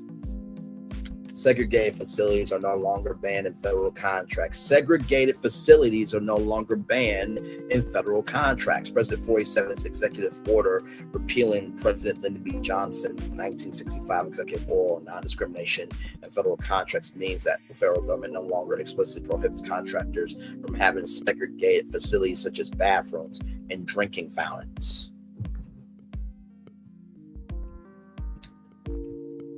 Talk about the 1950s reborn. President 47's executive order repealing President Lyndon B. Johnson's 1965 executive order on non-discrimination in federal contracts means the federal government no longer explicitly prohibits contractors from having segregated facilities such as bathrooms and drinking fountains. As National Public Radio points out in the memo from William Clark, Director of the Office of Government-Wide Acquisition Policy under the United States General Services Administration, new solicitations or contracts should not include a list of provisions or clauses, including the prohibition of segregated facilities. According to the Federal Acquisition Regulation, or FAR, a document agencies use to write contracts for anyone providing goods or services to the federal government. Clause 52.222 or 222-21 is known as the prohibition of segregated facilities. According to the clause, segregated facilities include waiting rooms, work areas, restrooms and washrooms, restaurants, time clocks, locker rooms, parking lots, drinking fountains,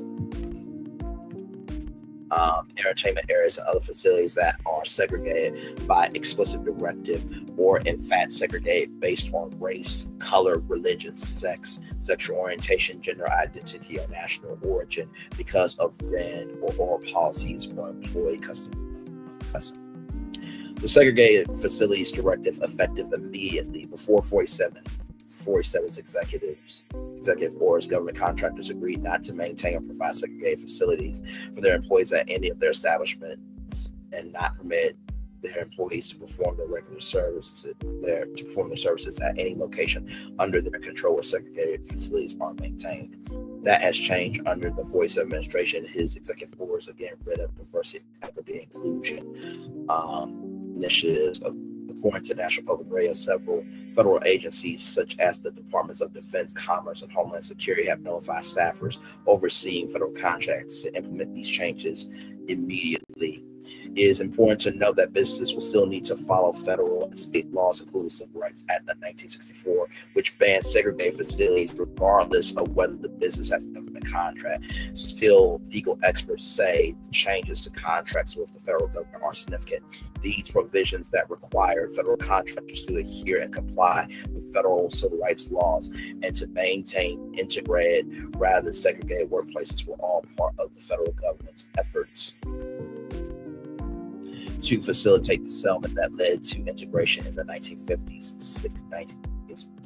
A constitutional law professor at New York University told National Public Radio. So, while everybody is in the throes of fucking reality TV, the president of the United States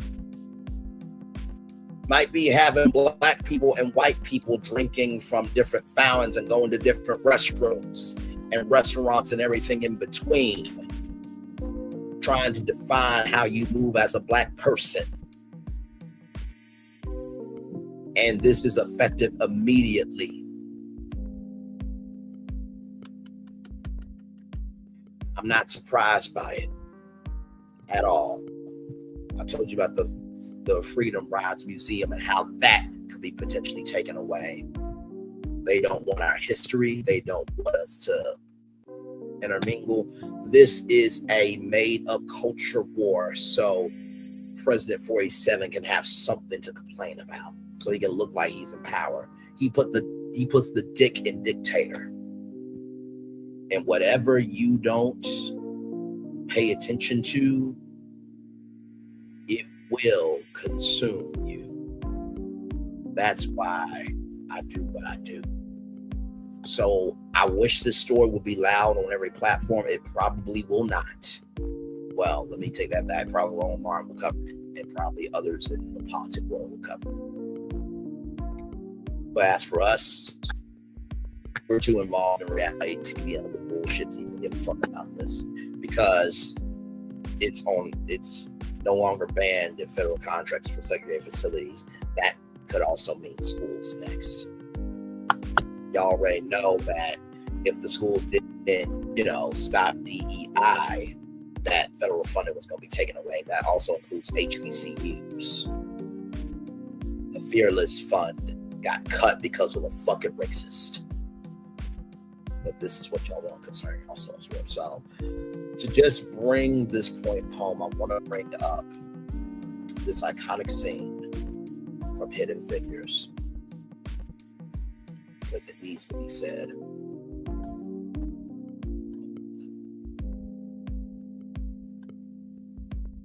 Where the hell have you been? Everywhere I look, you're not where I need you to be. It's not my imagination. Now, where the hell do you go every day? To the bathroom, sir. To the bathroom. To the damn bathroom. I'm going to replay from the beginning because I want everybody to hear this. Where the hell have you been?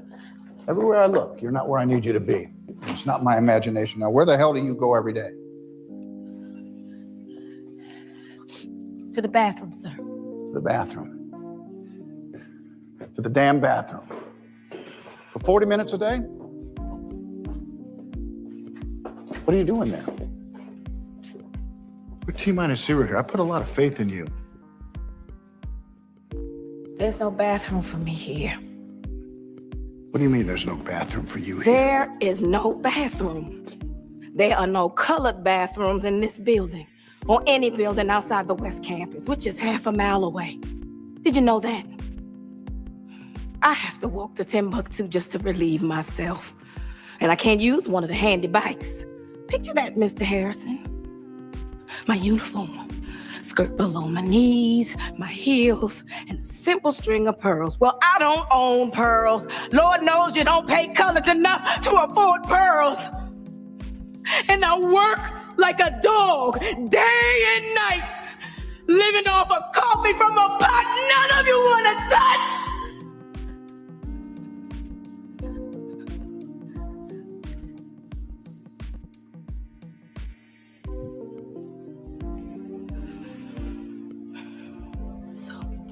Excuse me if I have to go to the restroom a few times a day.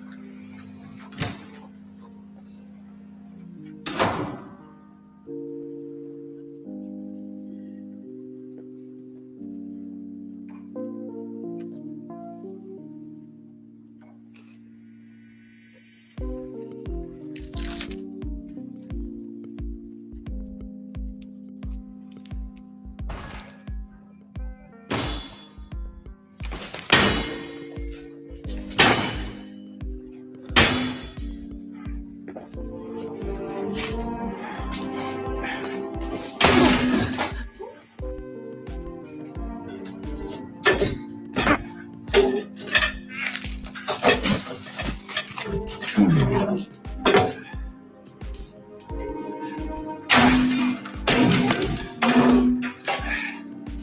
you have it.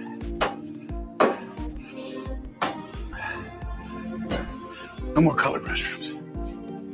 No more white restrooms. Just plain old toilets. Go wherever you damn well please. Preferably closer to your desk.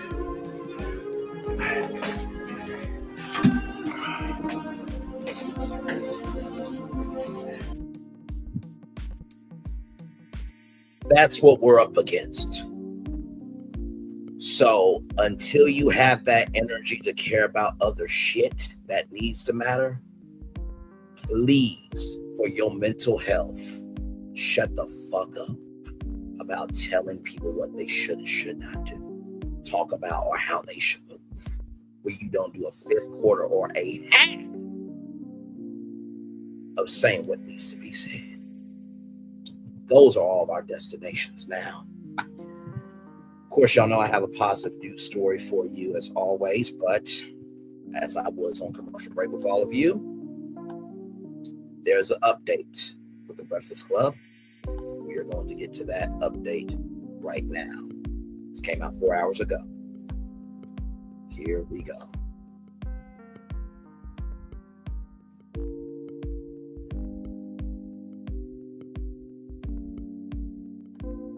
Here we go. Because this is East Side High, West Side, whatever high we gonna be, we here and we together, so we got to figure this out. And it's not, everything's not a joke.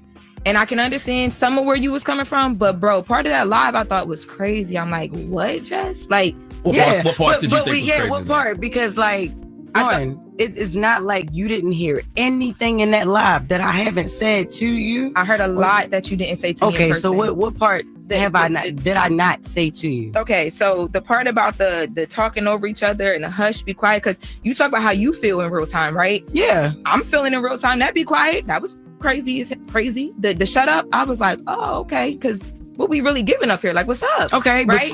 But I didn't. None of that was said. You didn't say anything about that. And then when I pulled you into the office with our EP with Eddie, the first thing I said to you was, Jess, we fighting for airtime and it shouldn't be like that. I want to know what can I do better as a producer? What can we do better as the two women sitting right here next to each other to make sure that don't happen, because it doesn't look good. It's not going to play well for either one of us. I literally swear to God, I don't even remember you saying that. And that's exactly why I had Eddie in the room, or EP. I never ever heard that. Because you've pulled me to the side a few times to ask me, are you okay? How do you feel like about the stories and things like that? You've never said what you just said to me. Now listen.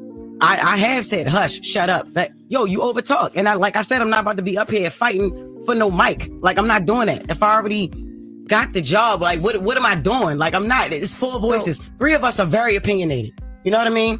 Me, you, and Charlamagne.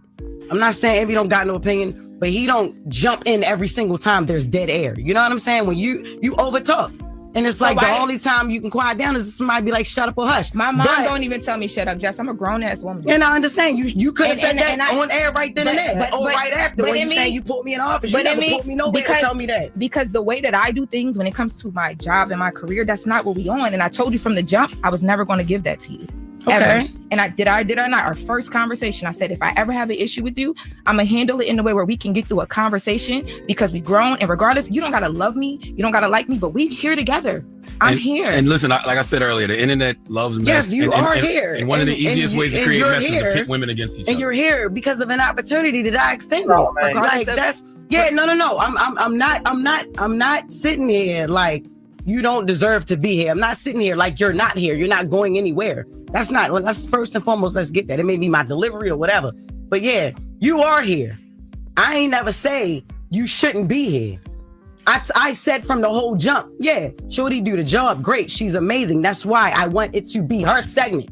I think y'all can work very well together. And once again, you got to stop letting the internet pit y'all against each other. I know the internet has created a narrative, Lauren versus Jess, Jess versus Lauren. But that's what it is. And that's what I'm trying to say is the internet is there. We see it. None of us can ignore it. I saw that Corey thing a week ago. It didn't say nothing about it. Y'all clear up everything else. Nobody want to clear up that I'm not doing that. I don't like you, or I'm hating on a. They say I'm gay. I ain't never came up here and said I don't suck no pee.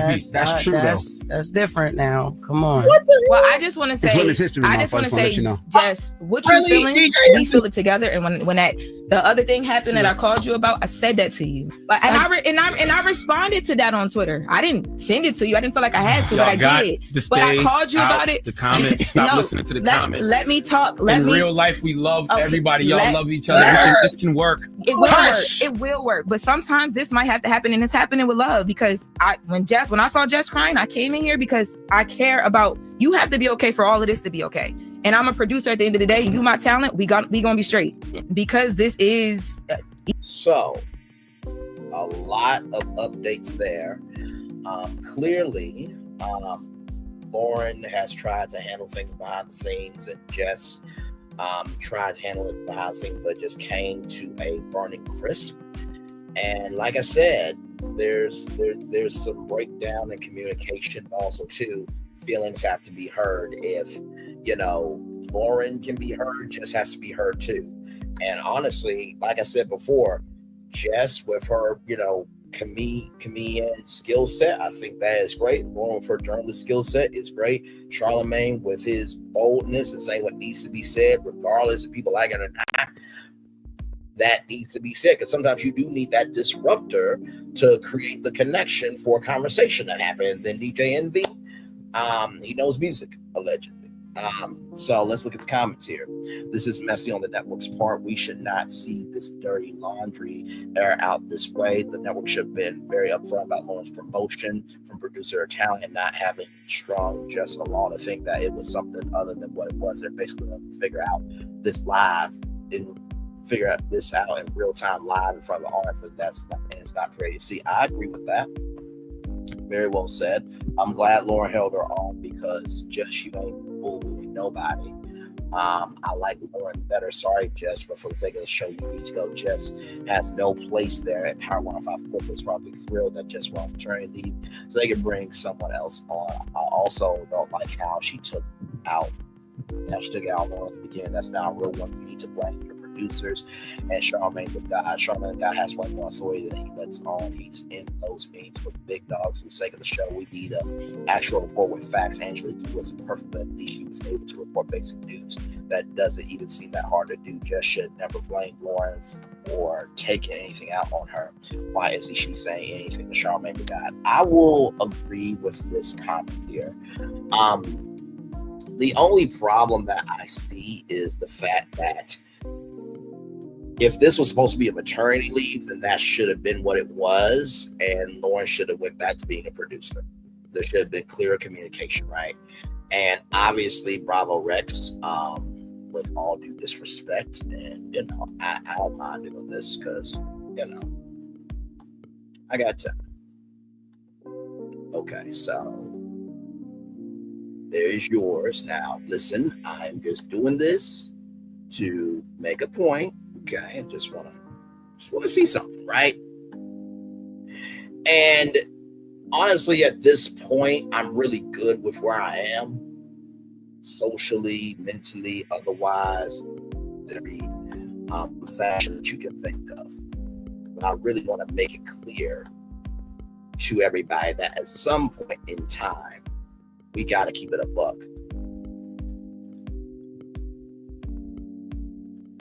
Okay, so, Bravo Rex is saying that she likes Lauren better. Nothing wrong with that. But here it is here, though. You have 2,093 followers on Instagram, right? That's what you have. Okay, that's what you have. That's what you have. However, though, Just Hilarious has 5.7 million followers, and she has a longer history of this. So obviously, iHeartMedia believed in her enough to hire her. And who has hired you? I'm just asking questions. If we're just going to keep it a buck, okay? Okay. So listen. Y'all can feel the way that y'all want to feel. I could care less.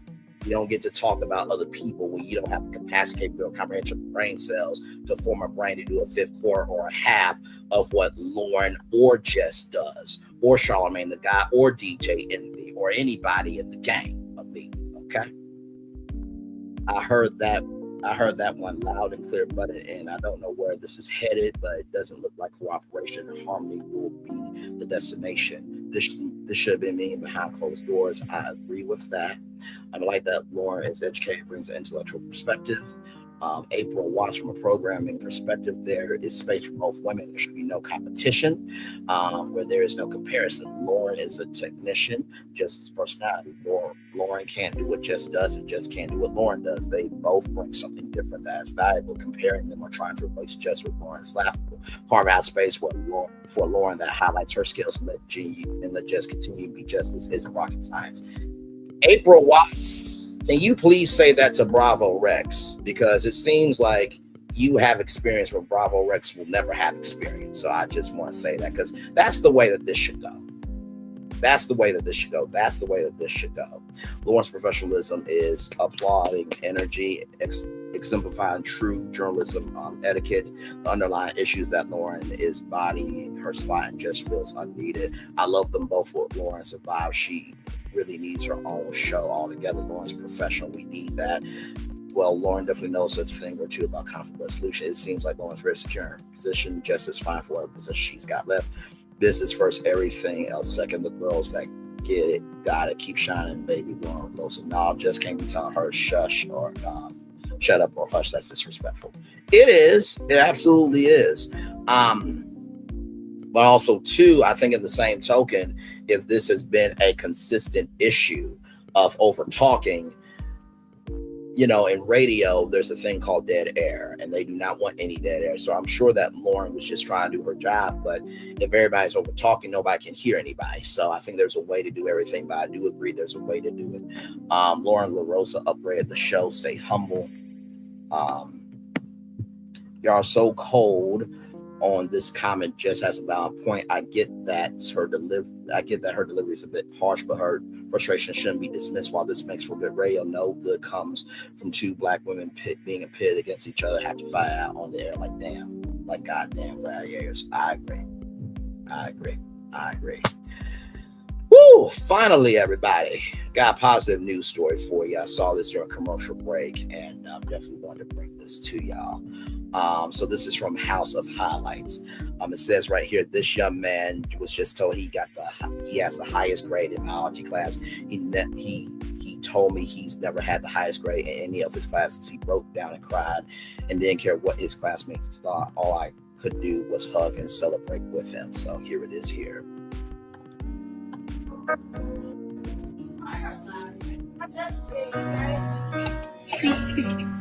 Cry. I never seen one cry over a test. Excited. I'm proud of you, man. This is your first time ever having the highest grade.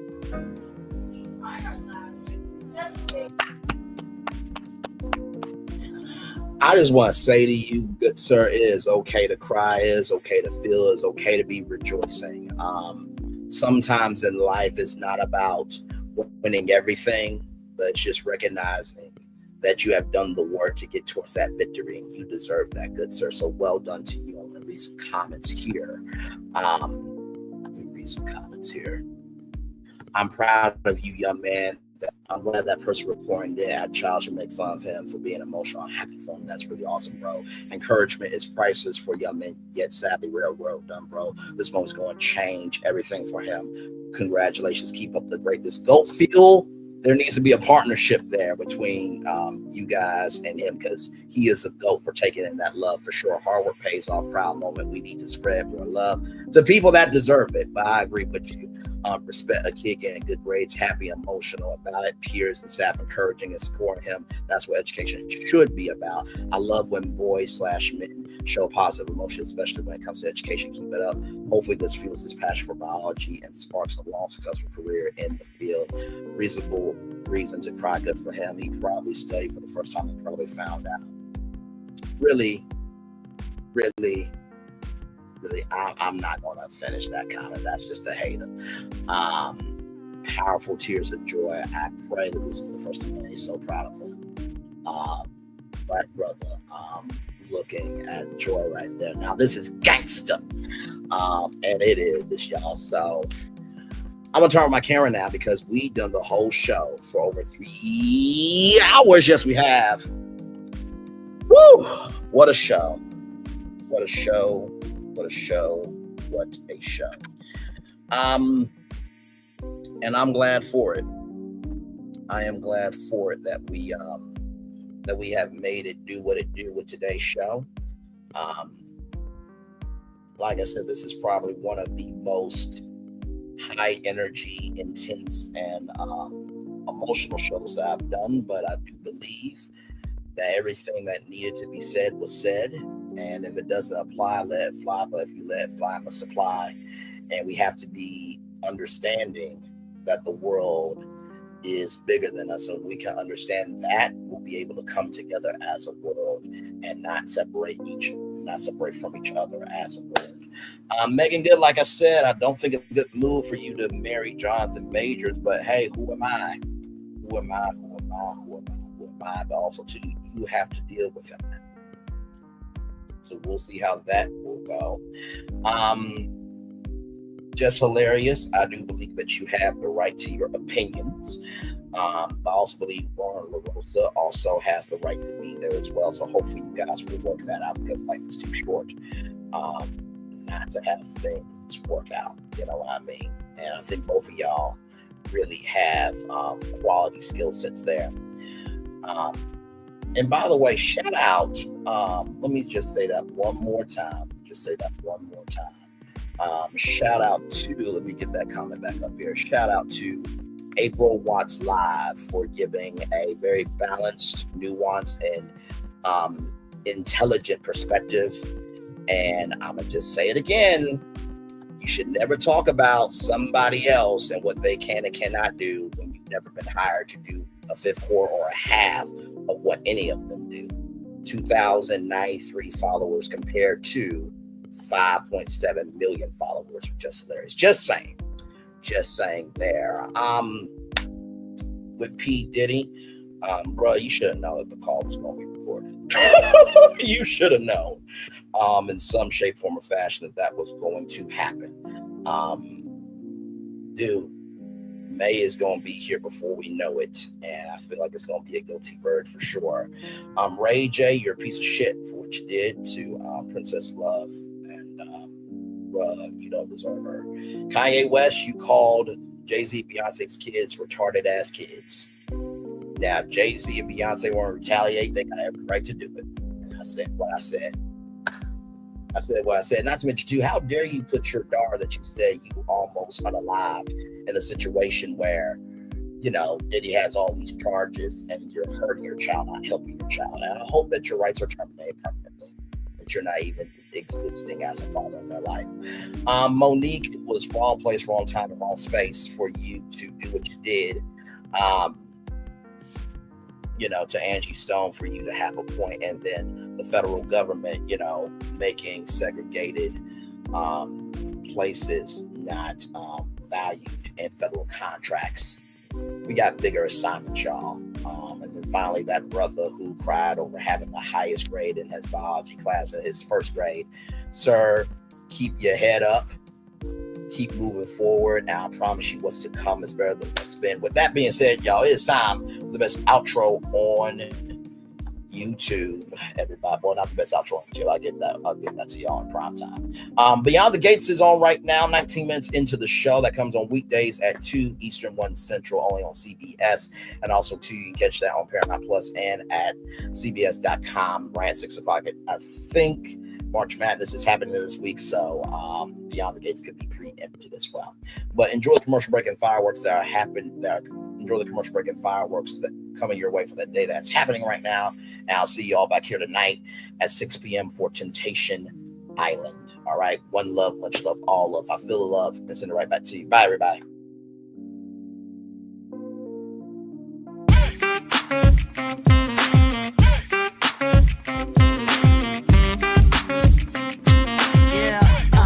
Yeah, we hustle all day. Yeah, we're working, let me play. You know me, work real hard, now we're ready, let's play. Ay, hustle up, yeah. Ready, set, let's go, yeah. Hustle up, yeah. Ready, set, Turn it up, turn it up, turn it up, turn it up a little louder. Now get low, get low, get low, get low. Come on, drop it to the floor, yeah, drop it to the floor. Turn it up, turn it up, turn it up, turn it up a little louder. Now get low, get low, get low, get low. Come on, drop it to the floor, yeah, drop it to the floor. Turn it up, turn it up, turn it up, turn it up a little louder. Now get low, get low, get low, get low. Come on, drop it to the floor, yeah, drop it to the floor. Turn it up, turn it up, turn it up, turn it up a little louder. Now get low, get low, get low, get low. Come on, drop it to the floor, yeah, drop it to the floor. Turn it up, turn it up, turn it up, turn it up, turn it up a little louder. Things have been a little quiet around here. We've missed the fun, we've missed the excitement, we've missed the entertainment, we've missed the nightlife, but most of all, we've missed you. We're getting ready. Caesar's Rewards. We can't wait to welcome you back.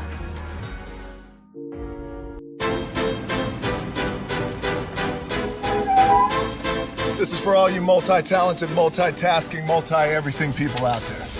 Take it away. Find your glory, write your story, fearless, we will carry you. Time you own it, take your moment, be a fire burning through. Hustling from night until morning, grinding it out, it won't be long.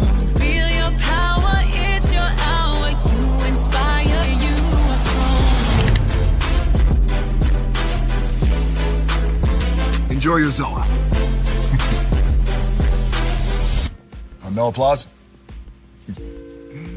You're all fired.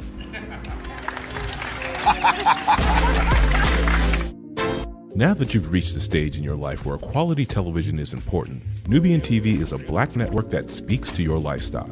Nubian TV is the world's first digital network devoted to the upscale and political lifestyles of black people. Nubian TV's programming includes politics, travel, fashion, food, automotive, arts and culture, civil rights, music, and more. Watch now on Amazon Fire TV, Roku, or watch globally at nubiantv.net. Nubian TV, it's what you want to watch.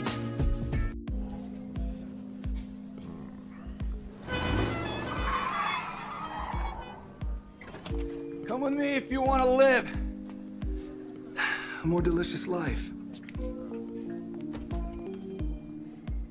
Oh, maybe we should get in the van.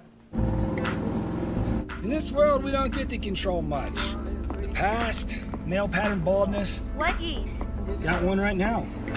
The urge to pop that bubble wrap. But there is one thing we do get to choose every single day: what we eat. Welcome to the Sonic Department of Research and Deliciousment. We have everything you want, didn't know you wanted, and some things you didn't know were possible. Because we believe if you're not having fun, you're not living free. So come on, let's live a little. Hey, good morning, America.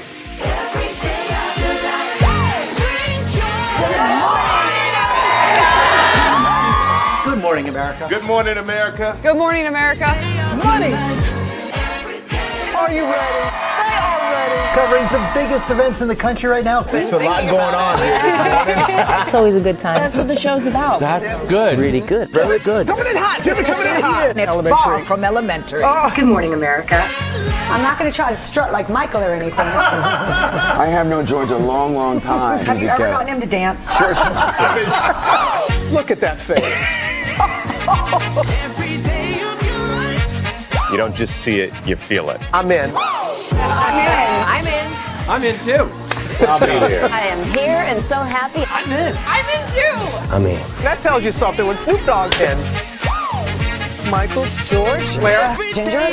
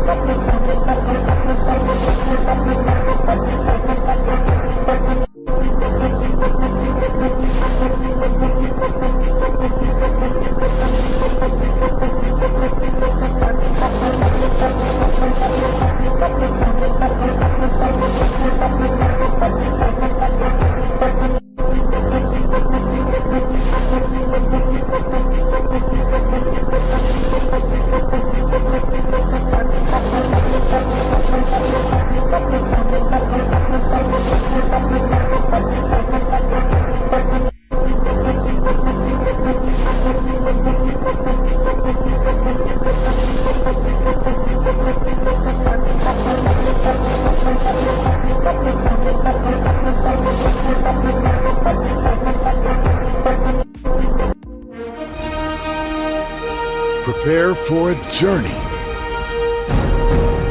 beyond imagination, beyond belief, beyond anything you've experienced before. Universal Epic Universe, a new theme park where you'll step through extraordinary portals to 5 immersive worlds. Prepare for a cosmic voyage of discovery, an isle of fire-breathing excitement, a shadowy world of monsters and mystery, new wonders in the wizarding world, and a new way to play. Plus the splendor of a magnificent resort hotel overlooking the park. It's all new excitement at Universal Orlando Resort. A week's worth of vacation thrills with 4 amazing theme parks, a variety of spectacular themed hotels, and incredible dining and entertainment. It's all at Universal Orlando Resort, where you'll find new adventures every day. Explore the astonishing worlds of Universal Epic Universe at Universal Orlando Resort.